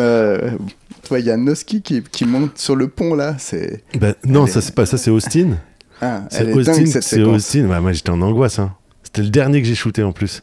J'allais prendre mon avion, je dis putain il va peut-être crever, il tombe. Le mec n'a pas le vertige. Non, mais surtout il se filme en selfie. Sur le pont, et là je fais waouh, angoissant de ouf parce qu'il est sur ce putain de pont. On est tous passés à côté quand t'as pas d'âme, tu l'as tous vu, et lui il est dessus, il est monté nature 3-4 fois normal, et là il flippe pas. C'est rue d'Austerlitz, non? C'est ouais, je crois que c'est ça là, c'est vers quand tu vas vers celui qui t'emmène à Gare du Nord là. Oui, non, c'est derrière à côté des pompiers. Voilà. Et c'était chaud quoi. Et tu sais que c'est lui qui a donné la flamme aux Jeux Olympiques. Tu sais les mecs qui sont habillés en Assassin's Creed là. Ah d'accord, ouais. Tu vois les gars qui étaient dans les jeux, dans la cérémonie là, tu vois. J'ai pas regardé la cérémonie, il y avait des gars, ils étaient habillés comme ça, mais c'était la vie, s'ils donnent la flamme à Zidane. Ah ouais, putain, ça tue, ouais. C'était ça. Et Nusky, je tourne le clip avec Dandy Wolfie et on croise Nusky comme ça dans la rue, au hasard. Et Nusky qui skate d'ailleurs en plus quoi. Il skate aussi. Ouais, c'est ça. Non, c'était marrant. Tu vois, ce projet, on est là, on rencontre machin, on rencontre l'autre, des rencontres au fur et à mesure quand tu marches, et filmer le truc spontanément, quoi. Ou selon le lieu où on est, on s'adapte. À DVM, j'aime bien. On allait dans une expo de lumière. Putain, pareil, la séquence, on dirait que c'est un fond bleu avec un fond vert et que c'est du. Elle est hyper belle cette séquence. Là, j'ai montré. Rimka, il a vu ça après. Je l'ai vu le lendemain que j'ai tourné ça. Il me fait putain, bâtard. Viens, on y va. Pourquoi tu m'as pas emmené là-bas en premier et tout. Ah ouais, elle est belle cette séquence. Non, les trucs, l'expo, enfin pour ce truc, déjà en plus, dès que tu rentres, c'est le premier truc que tu vois et tu te prends une tarte. Après, j'ai vu comment ils ont fait ça, c'est bien pensé. C'était quoi et où? C'est à la Villette, c'est une expo lumière, quelque chose, je sais, mais j'ai oublié le nom. Il y a encore, tu peux encore y aller là maintenant. Et ils t'ont autorisé à filmer ou? Non. C'est à l'arrache quoi. Bah ouais. Tu crois qu'ils vont dire du rap, tu viens, machin, les droits, tu payes, l'artiste il va te dire maintenant c'est mon œuvre, tu payes. Du coup moi j'attends le courrier et on verra. non, c'est toujours pareil. Si tu fais c'est pour ça que ce truc de DV j'aime bien, parce que je peux me rendre dans des lieux, les gens disent c'est un jouet, il va rien faire avec. Et du coup tu peux filmer au Ritz ou je sais pas où, les gars disent il a sa petite caméra, c'est rien. Eh non, en vrai, je vais te faire une dinguerie, moi. C'est un touriste. Tu vois, je vais te faire un truc de ouf avec ça. T'es pas prêt. Et c'est ça que utiliser. C'est pas la si j'avais une grosse caméra, j'aurais fait un truc meilleur, mais j'aurais pas. C'est impossible d'avoir les droits. J'aurais pas pu le faire, c'est tout. On en revient au délire de vas-y, c'est comme ça que je dois le faire. C'est comme ça que moi je dois le faire. C'est parce que je le vois pas autrement. Ce truc-là, faut que je le fasse. Si j'ai cet endroit-là, je veux être le premier à shooter dedans. Sinon, il y a un autre gars, il va arriver, il va m'avoir, tu vois, il va péter le plan. Et je veux être le premier, je l'ai fait. Maintenant, allez-y, l'expo est ouverte, faites votre clip, là, vas-y, c'est bon. Elle est belle, en tout cas. Enfin, cette séquence, elle est belle. Ouais. Et il y a 135 aussi. Ça fait un moment que je regarde. Ils avaient, je sais pas, 400 abonnés. Ouais. Donc, il y a une espèce de gros groupe qui sont dans le skate, qui chantent sur une espèce de house hyper bizarre. Ouais. C'est vraiment, cool, ouais. Ils sont dans un shop ou ils sont au 39 ? Là c'est au 39 chez Gorka de France là dans son shop, et ouais, vu que c'est un poteau Gorka, d'ailleurs je suis là pour ça, il se marie demain, c'est son mariage, c'est pour ça que je suis venu. Félicitations jeune marié. La France qui a peur de la première heure aussi lui, et il a, du coup j'ai dit, vu que je sais qu'il y a un de leurs gars qui skate, du coup c'était l'occasion d'aller là-bas et de faire justement le clip là-bas quoi. Il a l'endroit, je sais que c'est la famille, il m'a bien accueilli, nickel. Et du coup, on pouvait faire ce qu'on voulait là-bas, quoi. Un peu. Vu qu'ils sont, je sais pas combien, je savais pas comment faire un truc pour accueillir tout le monde au même endroit. On aurait fait ça dans la rue, c'était relou. Et là, je me suis dit, ok, je veux être tranquille. Et tu sais, en fait, c'est surtout que faut que je tournais 3 clips par jour. Il y avait des moments où il faut que je sois posé quelque part. Si je suis dans la rue tout le temps, c'est épuisant, tu vois. Et du coup, la stratégie, c'était quand même faire un truc dans un endroit, dans un lieu, une fois par jour, pour pas être crevé, quoi. Parce que tu commences à 10h du matin jusqu'à 2h du mat, et tu fais ça 5 jours de suite. Je suis tombé malade à la fin, j'avais la crève, j'avais des sueurs froides, après j'avais froid, j'avais chaud. Là, je suis revenu, j'étais démoli. Mais je suis parti avec tout ce que j'avais, quoi, toutes les images que je voulais, quoi. En tout cas, il y a... C'est pareil, ouais, il y a un truc. Il y a Zeko et Ramos aussi, qui revient. Zek, je l'avais fait un freestyle pour Clapshop à l'époque, sur ma terrasse, dans mon appart, que j'habitais au-dessus du 109, là, du 104. Et il était venu faire un freestyle déjà à l'époque. On devait se revoir depuis longtemps. Et on s'est revus là pour faire ça, quoi. Il m'a dit, ouais, je suis chaud. Et lui, justement, il m'a dit, Chambé, respect, parce que t'as tenu ta deadline, t'as dit que t'allais le faire et tu l'as fait. Parce que lui, il est là depuis longtemps. Il en a vu des gars qui ont dit, ouais, je vais sortir ça. Comme ces gars-là. On fait cette vidéo de skate, elle sort jamais, frère. Tu vois, c'est celle-là, dans le rap, il y a les mêmes. Et moi, je dis non, j'ai une parole, je dis, je fais. Je dis, je fais, c'est tout. Mon gars. J'ai qu'une parole. C'est ma meilleure carte de visite, c'est ta parole, quoi. Tu peux faire ça, quoi. Bon, bah ouais, c'est pas mal tout ça. S'il y a un truc. T'as pas parlé du Son of Shaitan, hein, qui est très important quand même. Ça, c'est trop épicé, ça. Ça pique, hein. Moi, je sais pas ce que c'est. Je sais pas si j'ai vu. T'as pas vu? Non. C'est genre King of the Road à Barcelone. On a une liste de plein de missions à faire, de skate. Des missions parfois bizarres. Et aussi des missions dangereuses que tu dois faire que la nuit ou la journée, mais dangereuses. Ça me dit quelque chose. Et t'as une liste à faire. Si il y a l'équipe de Clap, t'as l'équipe des Brésiliens, t'as l'équipe des Air Crew, c'est des Américains, Anglais, et t'as des Italiens. On a cette liste, et t'as 4 jours pour faire toutes les maximum de missions. Celui qui a fait le plus, chaque mission donne des points. Et à la fin, le gagnant, il a le droit de faire les règles pour l'année d'après. Et tout ça filmé, forcément. Si c'est pas filmé, ça compte pas.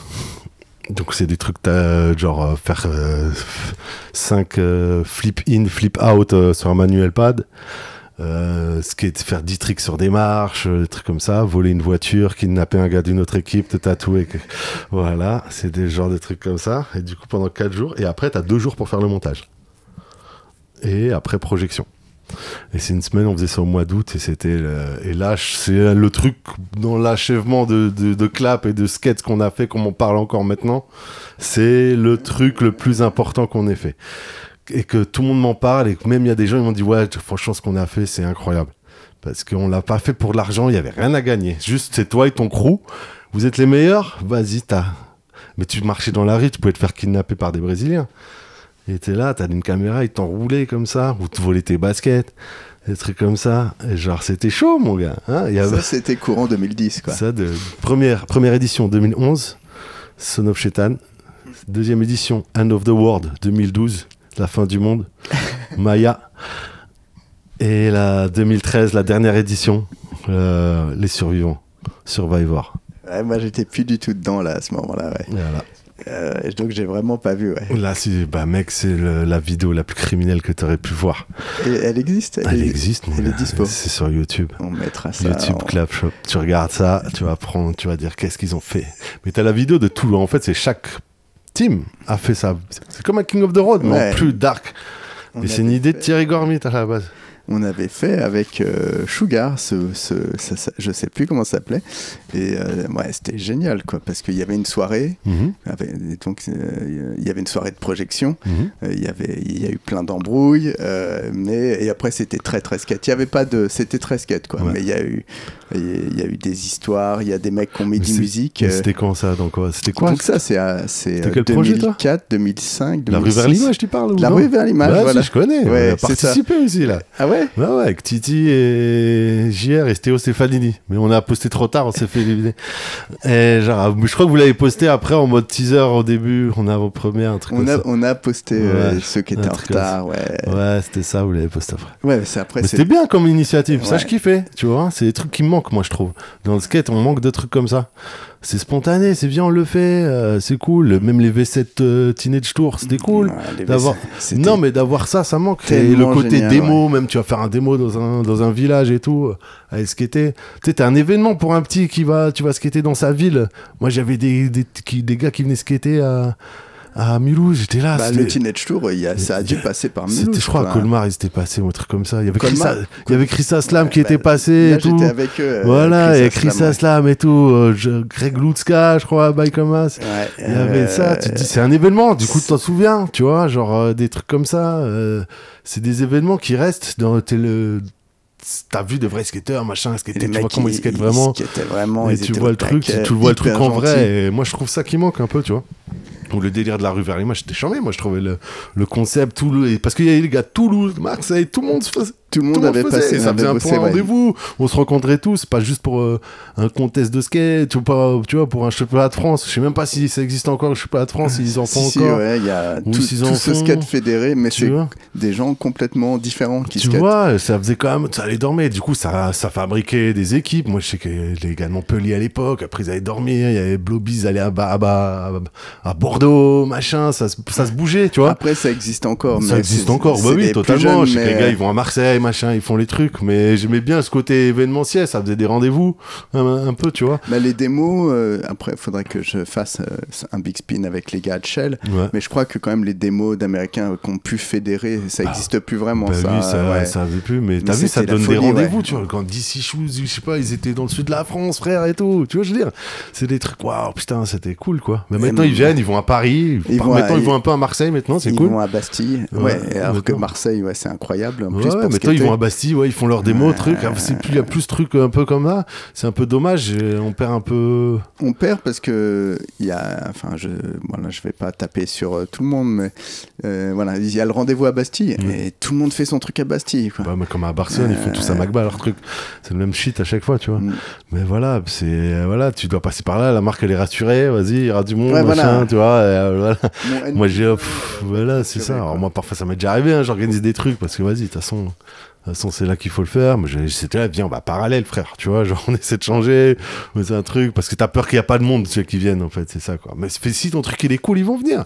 Frère, tu vois, c'est ça, je pense, quoi. Surtout, les marques, elles ont de la force pour faire savoir ce qui se passe, quoi. Oui, tu vois. Moi, mes premiers trucs que je faisais à Mulhouse, j'organisais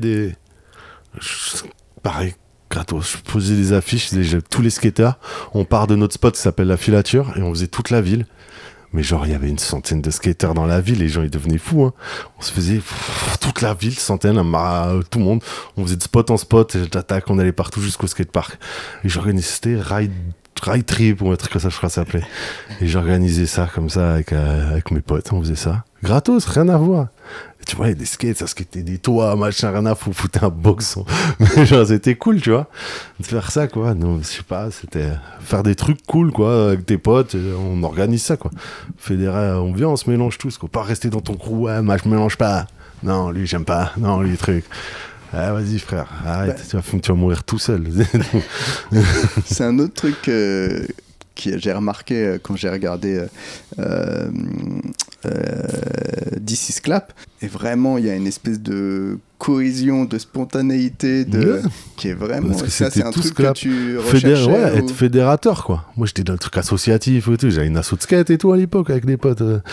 On faisait des événements, on organisait des contests. Et moi, j'ai toujours voulu regrouper tout le monde et pas tomber. Vas-y, plus on est, plus ça va être cool, mec. Tu sais, genre différents styles. Moi, j'ai commencé le skate à une époque où lui, c'est le mec qui fait frontside pop shit, lui c'est le mec qui fait 3-6 flip, lui c'est le mec qui fait heel flip, tu sais, genre c'était rare que le gars il savent faire les heel flip ou flip, du coup c'était il y a lui sait faire 3-6, bien on va regarder comment il fait, tu vois, on faisait tu sais, on skatait, chaque gars il avait son tricks, tu vois, et en fait t'as mélangé tout le monde, ça devenait, t'apprenais un peu de tout le monde, tu vois, c'est comme ça que ça devenait, que tu crées une scène, une ambiance ou des trucs. Après je comprends, les gens ils veulent pas se mélanger, machin, mais vas-y frère, arrête de faire la star du rock, t'es à Mulhouse ou t'es à machin. T'es qui, frère? Descends. T'as mué, mais alors, t'as une parution chez Trasher, Psartek. C'est bon, t'es content? Ça quoi, y a quoi, là? Ton frigo, il est vide. Ferme-la. Je veux dire, au bout d'un moment, c'est juste, ouais, on est tous ensemble, tu fais du skate, quand je vais t'emmener quelque part, ils en ont rien à foutre du skate. Tu seras un mec comme tout le monde. Si je t'enlève le skate, t'as quoi? Tu vois? T'as quoi d'autre? Il te reste quoi d'autre? Tu vois? Moi, sans le skate, t'es quoi, là? Tu vois? Ouais, j'ai que le skate. Ouais, bah, c'est cool, mais enlève le skate, est-ce que t'as quoi d'autre? Moi, c'est ça aussi. Je veux bien être passionné, mais moi, je peux t'aller dans une expo et je peux t'aller dans la street, tu vois? Faut être curieux dans la vie et parler à tout le monde. Si tu restes bloqué dans ton truc comme ça, c'est pas bon. C'est pour ça la passion peut te baiser, comme je te disais tout au début. Tu vois, c'est dangereux, la passion. C'est ça qu'il faut un peu chiller aussi de temps en temps, quoi. On a fait un bon tour. Ouais, ça fait 5 heures. Il fait nuit. Donc il y a les questions d'Alban pour finir. Les questions d'Alban. Les questions d'Alban. Et comme tu es vidéaste et que tu as fait plein de choses, si tu dois retenir une part de skate que tu as filmé, une séquence, une vidéo... quand je dis jeu, c'est on, et on, c'est jeu, je dis la vidéo Son of Shetan, hein, avec l'équipe. Hein. C'est ça que je retiens, quoi. Et sinon, une part, Thierry Gormid dans la D6 Clap, c'est un peu le symbole de lui-même et de tout ce qui est capable, tout ce que tu peux voir dans le skate, quoi. Un mec super, super bon humainement et super bon au skate. C'est ça. Et sinon, vu que c'est Clap, c'est une équipe, on est une famille, on est plusieurs. Je peux pas dire une part de quelqu'un, c'est une autre part. On peut, tu vois. Du coup, je dirais, et ce qui symbolise plus Clap, c'est Son of Shetan. Les 3 épisodes. La triple saison. Si tu dois retenir une musique d'une vidéo de skate que tu associes systématiquement et que tu dis putain, et justement que ça t'a ce moment où tu réalises que la musique elle est vachement importante avec l'image. Il y en a beaucoup, c'est compliqué ça. Ça c'est des questions un peu dures. C'est Alban là, putain, change les questions, ça fait 5 ans là, Alban. Putain, je vais te la poser un de ces 4. Mais c'est genre non. Je sais pas, tu vois, il y en a plusieurs, et ça dépend le mood aussi, tu vois. Il y a les... je te dirais, pour aller skater, j'ai des souvenirs de 411 que je matais, tu vois. Genre de celle de Mark Johnson, là, tu vois, ça part dans la 411. Il y avait ça... C'est des trucs où il y avait ce truc là, ça me parle d'aller skater. Mais après j'ai des... Ouais, un hook, une chanson de Pixies, de Hook Up Road Trip comme ça avec Jérémy Klein, je sais pas, c'était gaulerie, j'entendais, c'est la première fois que j'entendais les Pixies, je dis mais c'est marrant ça. Il y avait ça, mais après je sais pas, il y a la photosynthétisme là, il y avait beaucoup de putain les sons étaient incres, franchement, je peux pas, il y avait des trucs Papa Lardo là, son son était qui s'était fait sur mesure. Ouais, il y avait un truc, c'est la photosynthétisme pour moi, c'est vraiment une vidéo, elle est underestimate beaucoup, tu vois, il y a tout dedans. Je trouve graphiquement, le filming, le skate qu'il y a dedans, il y a tout le monde, il y a toutes les races. Tu vois, je veux dire, il y a toutes les races de skate. Tu peux faire du technicien, du show, tu vois, du mec qui saute, du ride. Il y a vraiment un peu de tout. Il y a à boire, à manger. Il y avait quelque chose là-dedans comme ça. Tout en étant hyper homogène avec la musique. L'esthétisme était là, la musique. Allez, le workshop était trop chaud. C'était trop chaud, frère. Ouais. C'était trop chaud. C'était trop chaud. Il y a quand même ça. Non, après, c'est délicat. J'aurais dû réfléchir avant. Je vais me dire, putain, j'aurais dû dire celle-là, mec. Tu vois. Il y a des trucs, il y a des vidéos de... Là, je regardais il y a pas longtemps la Toy Machine Jump from a Bridge ou something. Il y avait la première part Est-ce que c'était Jamie Thomas? Non, la première part, c'est Bam Margera. C'est... Putain, c'est du un peu jazzy comme ça. Dans les commentaires, les gars, lâchez l'info dans les commentaires, comme ça j'ai pas besoin de rechercher. Mais ouais, il y a un petit truc, c'est une petite flûte comme ça. Herbie Hancock Belek. En fait, c'est la chanson Woori du groupe Jet Roll. Je suis pas sûr. Mais ouais, c'était ça, il y a une petite flûte, il fait un ollie cab et tout. Il fait un ollie cab, ouais. Il fait un ollie cab, switch backtail. Putain, il se fait en switch la 8 en fait, il fait pas que de la rampe. C'est lui qui m'a donné envie de faire un ollie cab. C'est lui en fait, en thread. Très très chaud, Bam Margera, très loin de ce qu'il est aujourd'hui. Ouais, c'était pas... Je l'ai revu à Barcelone, lui, par exemple, tu vois, je tapais des soirées avec lui et tout, comme ça. J'ai pas mal. Récemment non, c'était quand j'avais le shop encore. Là, maintenant, il va bien, c'est cool. Encore un qui s'en est sorti délicatement. C'est chaud, hein, faudrait tous ces gars du skate, mais qui ont réussi à reprendre le cap, il y en a pas beaucoup. Mais le skate a baisé beaucoup de gens quand même, hein. Il y a beaucoup de gens, c'est chaud quoi. Il est quand même passé par... il a été genre une méga star. Oui, quoi. mais c'est chaud, l'ascenseur, de redescendre comme ça, t'es pas prête encore. Aucun être humain n'est prêt à reprendre autant de love et d'attention. Et que du jour au lendemain, faut que tu t'arrêtes et tout machin. Personne n'est préparé à ça quoi. Tu peux pas, tu peux que soit t'as ta famille, t'es bien entouré, mais du coup, tu vas pas faire ces dingueries-là, tu vois. Parce que tu vas dire, ouais, c'est trop chaud, tu vois. Et tu vas. Mais tu peux que. Si t'as pas les pieds sur terre à un moment pour revenir, tu vois, wow. Calme-toi. Redescends, respire. C'est bon. C'est pas. Non. Profite, ouais, faut profiter. Parce que c'est pas normal, mais faut profiter. Mais au bout d'un moment, calme-toi.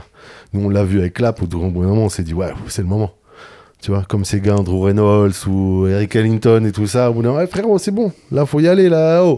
Tu vas être là, tu vas être ce gars à 42 ans en after, là, qui drague des meufs de 22, là, quoi. Vas-y, t'es un vieux mec. Tu vois, nous, on veut pas devenir ce mec-là, tu vois. On l'a vu en after quand on avait 20 ans, on l'a vu, ce mec-là. On dit, ah non, moi, je veux pas être lui. Tu vois, je veux dire.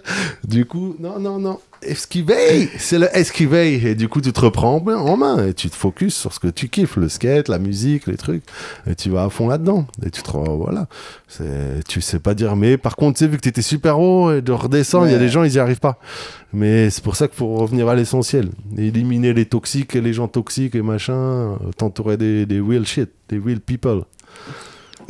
Si tu dois retenir un clip que tu as réalisé, musical, pardon.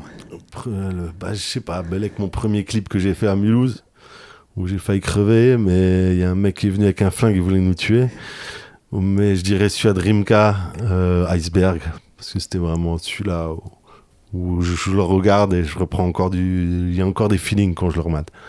Une vidéo part que tu retiens de skate, celle que tu regarderas toujours avec plaisir, que tu conseilleras à des gens et qui représente le skate, peut-être pas ta favorite, mais juste celle où tu dis ah putain, ça c'est vraiment... Ouais, la quintessence du truc, quoi. Ouais. Ah, je sais pas, c'est tellement... Ah non, vas-y, il y en a qu'une. Le mec a fini le jeu. Mark Johnson, dans la Fully Flared. Il a fini le jeu à ce moment-là. T'as capté? Les 3 morceaux... Ouais, c'est quand il finit avec son nose blunt ou back nose blunt, tu vois, je veux dire. Là, à ce moment-là, il a atteint le truc où, genre, il sait tout faire, il a tout fait, il a fait tout ce qu'il faut. Il sait tout faire, le mec. Moi, je l'ai vu skater une fois, ce mec-là, tu vois. Et je m'en souviens, il y avait les gars de l'Acaille, Federico, là, tu sais, l'italien qui fait. Et on est sur spot à Barcelone où, c'était ça, c'est une petite vague en métal, là. Il y a une photo connue de Madars qui fait un méga ollie là. Toute fine là. Ouais. Et lui, tout le monde le skate, tout le monde s'envole. Et je le vois, il s'allume des grosses clopes. Il me braque un paquet, il est assis comme ça. Il fumait des grosses clopes. Je dis putain, mais il va pas à un moment, il va pas skater le truc et tout. Je vais voir qu'est-ce qu'il va faire. Frère, il arrive, il fait back nose blunt, mais tu sais, genre comme c'était un coping, tu vois. Et il fait ça, je fais putain, mais personne l'avait vu comme ça, personne l'avait skaté. La vision du mec, tu vois. Et ce mec-là, tu regardes, il est trop chaud. Il est trop chaud. Il a atteint. Moi, je pense qu'il a atteint le niveau du. Voilà, c'est bon.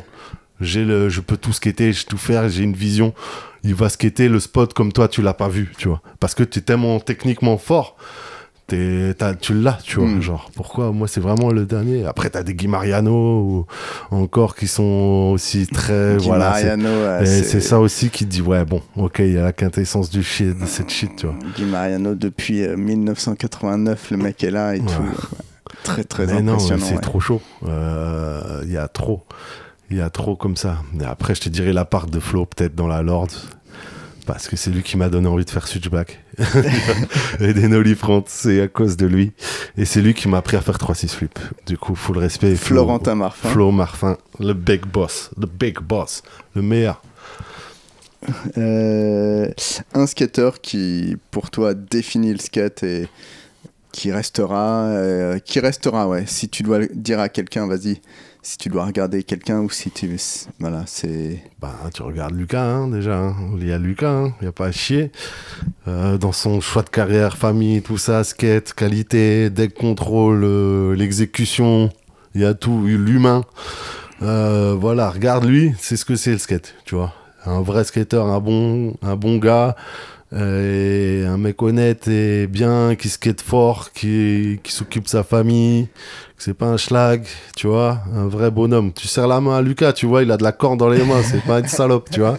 Tu vois que c'est un vrai gars, lui, tu vois. Et genre, je te dis, lui, c'est ça. Pour lui, big respect. Et voilà, après, je te dirais Thierry Gormit,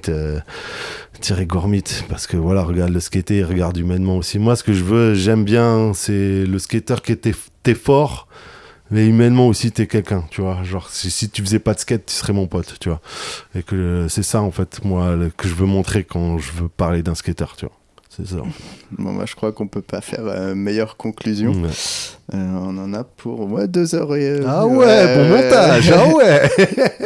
Bon, rendez-vous décembre 2026, c'est ça, là.